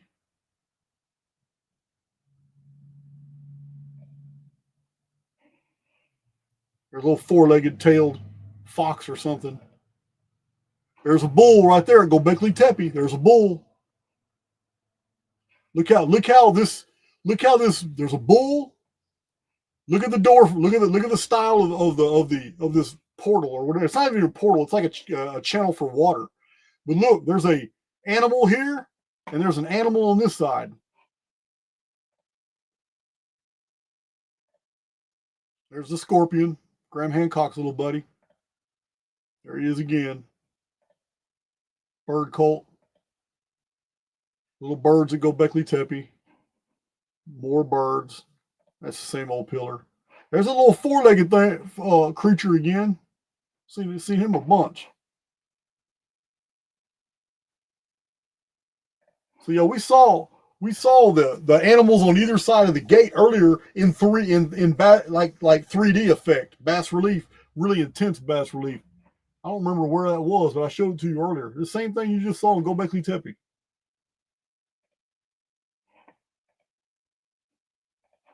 So another thing that's really interesting in the Helio-lithic maritime empire are these spheres. We're closing up our presentation here. We don't have long to go. These gigantic spheres were used in the period from 2239 BC to the Ogaigian deluge in 1687 BC. These spheres are amazing because of their tolerance being completely spherical.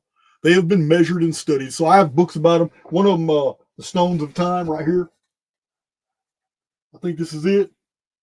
No, that's not it. I got another book in here. I got to find it. It's on just the spheres. The whole book is about the spheres. And the theory behind these is that they emit a soft green light right before intense seismic activity. And this isn't me saying this. These spheres are gigantic, and they have been found in the hundreds in Ecuador and in Central America, deeper towards South America. They're massive spheres, and their locations were always in public areas where people could see them. So it's been theorized by researchers that these giant spheres are like earthquake dampeners, shock absorbers, and they're in the hundreds. They're found all over these cities and areas in Ecuador and different places that have been destroyed by earthquakes. They find these, and they're perfectly spherical. Well, what's fascinating is that something was done to a bunch of these in Veracruz state in Oaxaca and where the Olmecs settled. It's very interesting, but it took a cataclysm for this to happen. So I'm going to get to that. This is the last picture of the Helio-lithic section. These spheres were everywhere, and then they would emit a soft green light, and people would realize, oh shit, something's about to happen, earthquakes and all that.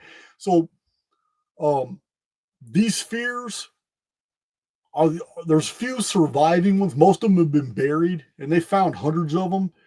But there's a collection of about 15 that something happened to them. But it was only during the post-Heliolithic period. This was Helio-lithic technology. But the Ogygian flood destroyed everything. My Archaix veterans already know. I don't want to make this video too long. 1687 BC in the month of May. That book right there, The Fall of All the Dynasties of the Children of the Sun. Helio-lithic maritime empire, one of the worst destructions this world has ever known was 1687 BC. It was the Phoenix Cataclysm. Destroyed that world. David Hatcher Childress shows a lot of historical evidence and Mayan reliefs showing that the civilization, I'm going to my last one, post-Heliolithic, that the civilization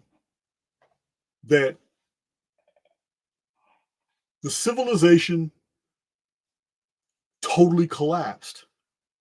And instantly in the area of the Olmecs, where the Olmecs later appeared, the indigenous people were taken over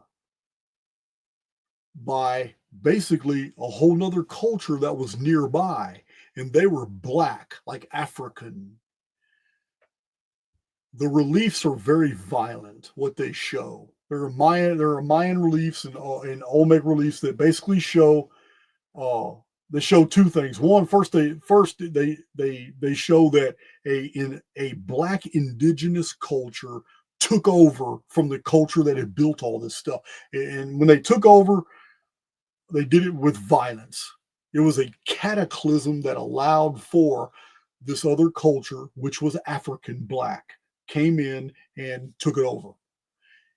There were Caucasians that were also enslaved, not just the indigenous people for that area, but Caucasians who were living in that area were also enslaved. The theory is that the artisans were forced to take those spheres that were in that area and turn them into busts of the conquerors. And this is where we get a lot. This is where we get this. These were originally spheres, the earthquake dampeners.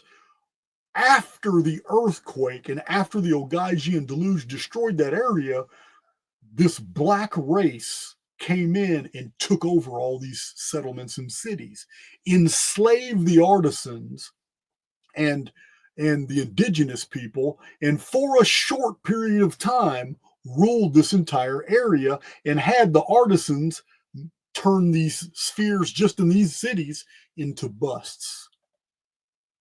This is post-Heliolithic. This is after 1687 BC. There's only about 17 of these specimens that have ever been found. Here's one. Here's a sphere that's been turned into something else.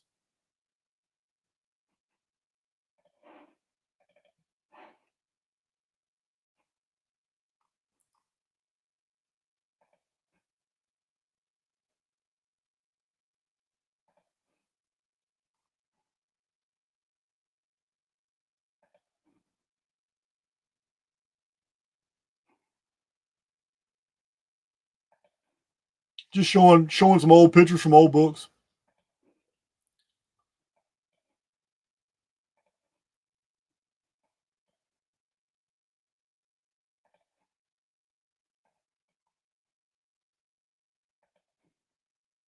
Old picture there.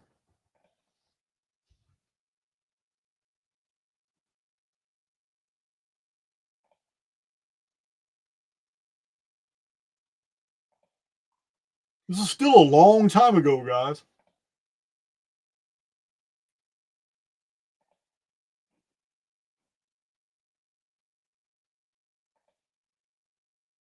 This is a puppeteer. This is ancient Olmec art. El Ball, Guatemala, right here. I just wanted to show that, showing you that puppets aren't nothing new. Puppets aren't anything new. This is Olmec, so you're looking at something at least 2,000 years old. A puppet.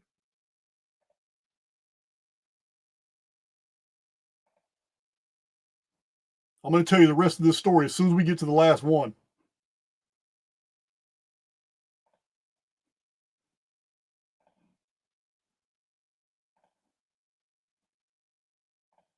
Okay, we already got to all of them. Cool. So let me tell you the rest of this story.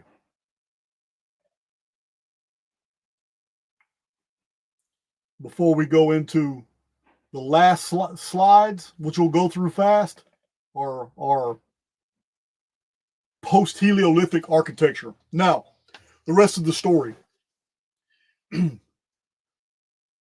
This African culture did not rule very long in Central America because David Hatcher Childress and other researchers show the Mayan and Olmec reliefs where the indigenous, or I don't want to call them indigenous because apparently blacks were indigenous too, but the other Native American types, the American Indian types, they came together shortly afterward, and when they came in and took those cities back, they chopped up all the blacks and all the whites together. I've seen the reliefs. They're in David Hatcher Childress's books, but they chopped up both. But it shows body parts of Caucasian bearded guys and body parts of black warriors, and they're all when the indigenous people came back, not indigenous, but when the Native Americans came back and took those cities back, they killed everybody. This is after 1687 BC. This is after the Ogygian deluge, 17th century BC. What you're looking at now is post-Heliolithic. These are forced fit together. These are done with mortar. This is the primitive way. These are just fit together. This is all post-Heliolithic, meaning all the building materials are small enough for a man to carry. Doesn't matter. It shows cultural, artistic. It shows how the different cultures were now applying cultural aesthetics, but everything is of small building materials. Tiny bricks made all these. This is all post-Heliolithic, meaning every picture I'm showing you is way after the Ogygian deluge. It's way after the 15th century BC. This will be my last slide, my last series of slides. This is all way after the 15th century BC. This is in Asia right here. Maybe, yeah, this is Angkor Wat. This is way after the 15th century BC.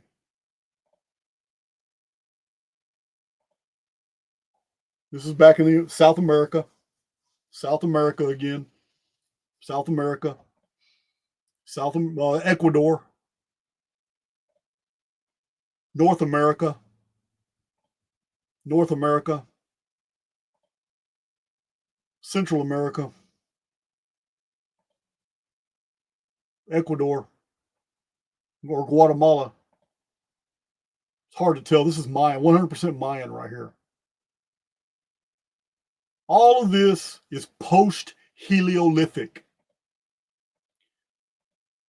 Now, remember in prior presentations, I've told you guys that the reason all these cultures built pyramids is because they knew from their ancestors that the pyramid is of epic paramount importance to the future of humanity.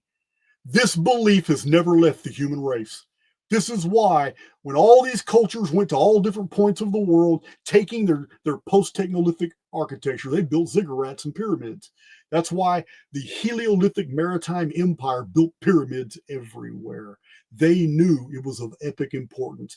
They thought that any pyramid was important. Observatory, probably Phoenician. A lot of Phoenician activity. I got it in this book. It's a lot of Phoenician and Libyan activity in the ancient Americas, guys. This is all, look at how beautiful this is. This is 100% Mesoamerican cultural aesthetics added to their technology. And it's post-Heliolithic.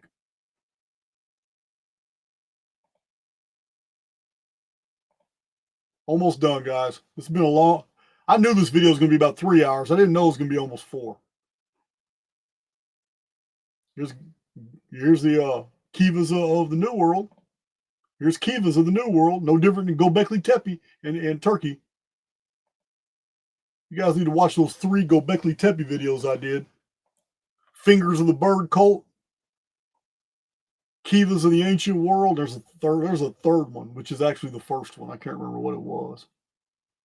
Look at that. All buried. Look at that. And you know what's crazy? This is only like 15 centuries old. These Mayan ruins, they're only like 15 centuries old. But look at the earth. Yeah. So if these can be 15 centuries old, they're buried just as deep as Göbekli Tepe was. Why is Göbekli Tepe 10,000 years old? It's stupid.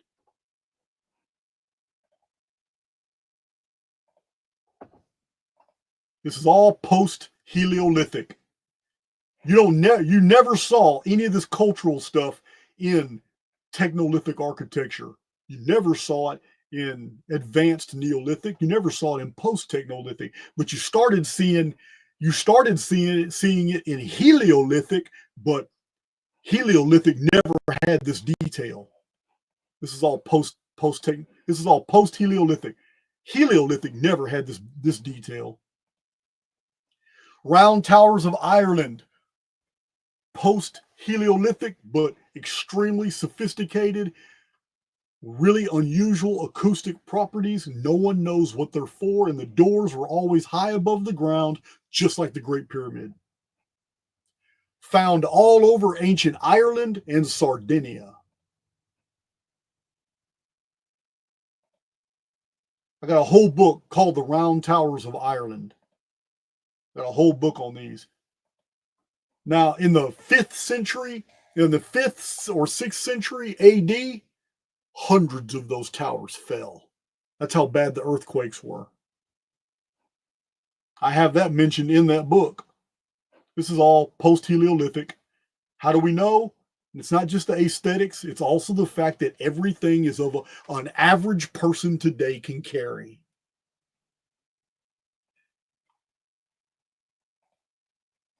Look, post-Heliolithic.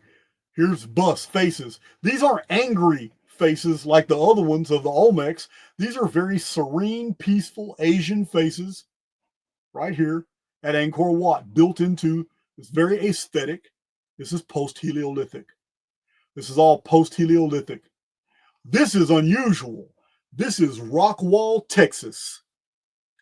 Today, there's a geologist posted in Rockwall, Texas, who's the go-to for all information on what was found in Rockwall, Texas. I know for a fact because everybody directed me to him. People are paid to lead you to the disinfo agents. Yeah, why would a geologist tell me? He told me on the phone that it was a natural phenomenon. I'm wasting my time coming to Rockwall, Texas to come check it out. So that just made me want to go to Rockwall, Texas. And I plan on doing it. I'm going to go to Glen Rose, Texas, too. So this is one of the original photographs of the rock wall. I've seen other photographs of the rock wall that shows Phoenician style windows with keystone arches in the wall. Yeah, they're lying to us about Rockwall. Rockwall has a massive fortification underneath the town, and it was buried. And they have found pieces of it and photographed, and now it's all about disinfo. It's all about blocking that information. All right, so this is all post-Heliolithic. Look at that serene face. Asia, that's probably Angkor Wat again, post-Heliolithic. All post-Heliolithic.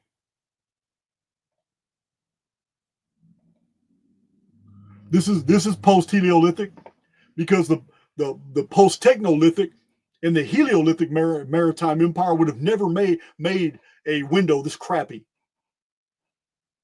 This is real mortar between all these. Yeah, this is post-Heliolithic.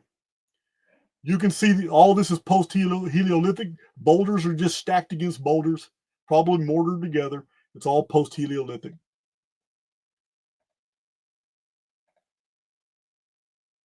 It's beautiful, don't get me wrong. A lot of it's more advanced. It's just made out of smaller materials.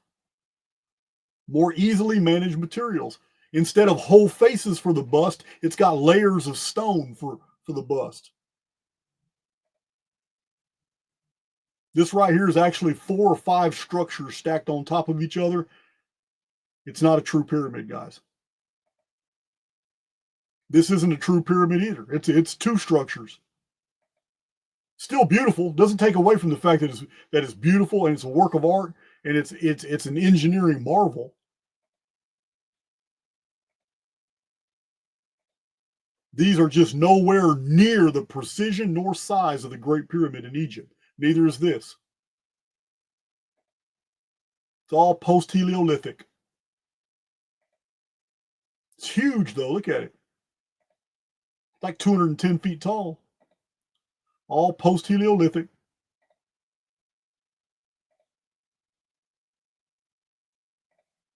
That's it. So I do have another file. Hold on. Hold on. Don't go nowhere. Oh yeah, I forgot about this one. It's only a few. It's only a few. Look at this, guys. So here's terracotta tubing in Mexico. Look at this. They don't even know how old this is. They don't even know how ancient it is. But each pipe is perfectly fitting to the next. It's all terracotta. Look at that. What the hell? Look at this. Antikythera computer. This is 2,100 years old at least. It could be way older than that. But the ship that contained the Antikythera computer sank in like 83 BC. That's 2,100 years ago. This is what was in that shipwreck off the coast of Crete, found by sponge divers in the year 1900. It was cleaned and cataloged in 1901. It was discovered to be an artifact of technological value in 1902. It's a Phoenix year. Look at this. A battery, an ancient battery. What the hell? A little wooden airplane. A little wooden airplane. This is not supposed to be found in North America, but it was. It's an elephant effigy. A smoking pipe. Here in Central America, we have another elephant. What are elephants doing in the Americas? These are post-Heliolithic. No one really knows what they are. They could be weapons. All these different types of stone. They look like fragment. They're designed to fragment. I don't know. It could be some type of propulsion, a cannon or sling that shot these, because you can imagine something shaped like that is going to hurt like hell. William Cordes has a whole section in one of his books on fossilized technology. I just wanted to put this in here and let you guys know there is evidence all over the world of engineering and technology that far surpasses anything that we have believed existed back then, but it's all been turned to stone. Uncle Sam at Chichen Itza, it's called the Temple of the Bearded Man. They call him the Uncle Sam statue, but the Caucasian with a beard. Here's the Antikythera device again, showing you how the sophistication. Guys, this isn't something that was made in the 1800s. This isn't something from the 1700s. This isn't something from the 1500s, Dark Ages, classical period, the classical European period. It's not. This is from the Roman or Greek period, and it was sunk in the ocean 2,100 years ago, found in an underwater shipwreck. Yeah. Look at that. It's not geared, guys. It's differential geared. Come on. Any of my mill workers, any of my machinists know what I'm talking about? The sophistication of differential gears is on a whole nother level than just regular gears. Look at this. Yeah, man. That's as sophisticated as anything that I've worked with in millwork. Last picture. This is the last picture right here. So, I want to tell you about this.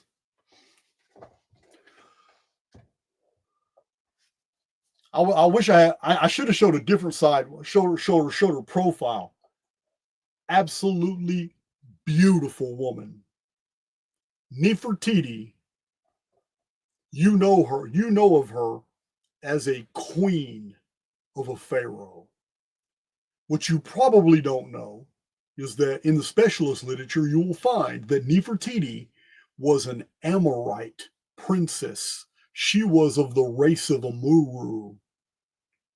I wanted to show this picture only because there was a lot of marriages between the royal house of Hittite Anatolia, the Hittites who were descendants of the Amuru, and the pharaohs of the northern kingdom, not the southern kingdom. But Lower Egypt was Amuru. That's the one on the Mediterranean coast. Remember, there's two Egypts and they're 400 miles apart. So the the pharaoh of the northern kingdom would exchange family members with the Hittites, sometimes the Syrians, sometimes the Assyrians. Why? Sometimes Mari and Mitanni. Why? Because they were all Amuru dynasties. Amuru means Westerner. The reason I want to show you, wanted to show you this picture is because you're not looking at a simpleton here. You're looking at a woman of intelligence. No different than the women of intelligence today. No different than the men of intelligence today. The history of the world that we have been given is a falsified version that has been compartmentalized into uniformitarian principles, which are all wrong, outdated, and they're still completely ensnaring academia today. No one can get a college degree unless they play ball. And to play ball, you have to adopt the uniformitarian models. But we've been technologically advanced, not just once, but multiple times in the history of the world. And the same woman that's looking at us right now in this picture, humans in that period of time, 3,400 years ago, that's when this bust was made. The same people that existed back then are the same people that exist today with the same logical abilities, the same emotional capacities. We are no different than our ancestors. And she and her people didn't have a clue what the Great Pyramid was for. All they knew is that it was important throughout Egypt to build pyramids. That's it. That's my presentation, guys. I have given you the Archaix classification of the chronology of the history of the world according to the architecture. It's different than the uniformitarian model, but the uniformitarian model is lacking in so many different ways. When we just go by the evidence, we find exactly how everything is dated and how it all fits perfectly together. Very easy to see that we are told that Easter Island is only one, those giant heads and statues that are buried up to their necks is only 1,000 years old. This is what the uniformitarians tell us. At the same time, they tell us that Göbekli Tepe is 10,000 years old. That's not what the sites tell us. When we look at the sites and compare them with the all, we can see the dating. They're Helio-lithic. So once you start viewing the world and looking at all the different phenomena that different people are bringing to your attention, and you start looking at it through these filters, and you understand, wow, man, this is it. This is the classification system. This is what it is. And remember, the Archaix chronology is not built off the megalithic chronology. It's built off multiple different species of analysis. That's what I showed you at the beginning of this video. All the different charts represent different ways of looking at the same thing. Because if something is true, it's always going to be seen from multiple different vantage points. It might have a lot to do with why they're not allowing any more excavations at Göbekli Tepe. That narrative is collapsing fast. That's my presentation, guys. I'm now hungry and I'm out of coffee. Man, it's a long video, but I love you guys. Let me go and go and find me another outro video, and I will have to see you guys in a couple days. I think I got another podcast coming up. I gotta look. I don't even know my own schedule. I gotta look it up. But I hope you enjoyed this presentation. I hope you share it far and wide. I hope you buy some Archaix coffee. You guys know I don't have sponsors. I don't have any sponsors. No companies advertise on my channel or anything. So get you some Archaix coffee. So sooner or later I can get paid. Thank you. All right, guys. Let me go ahead and find this outro video somewhere here. Man, I need to get out. I need to get out of here and move around. Let me find a good one.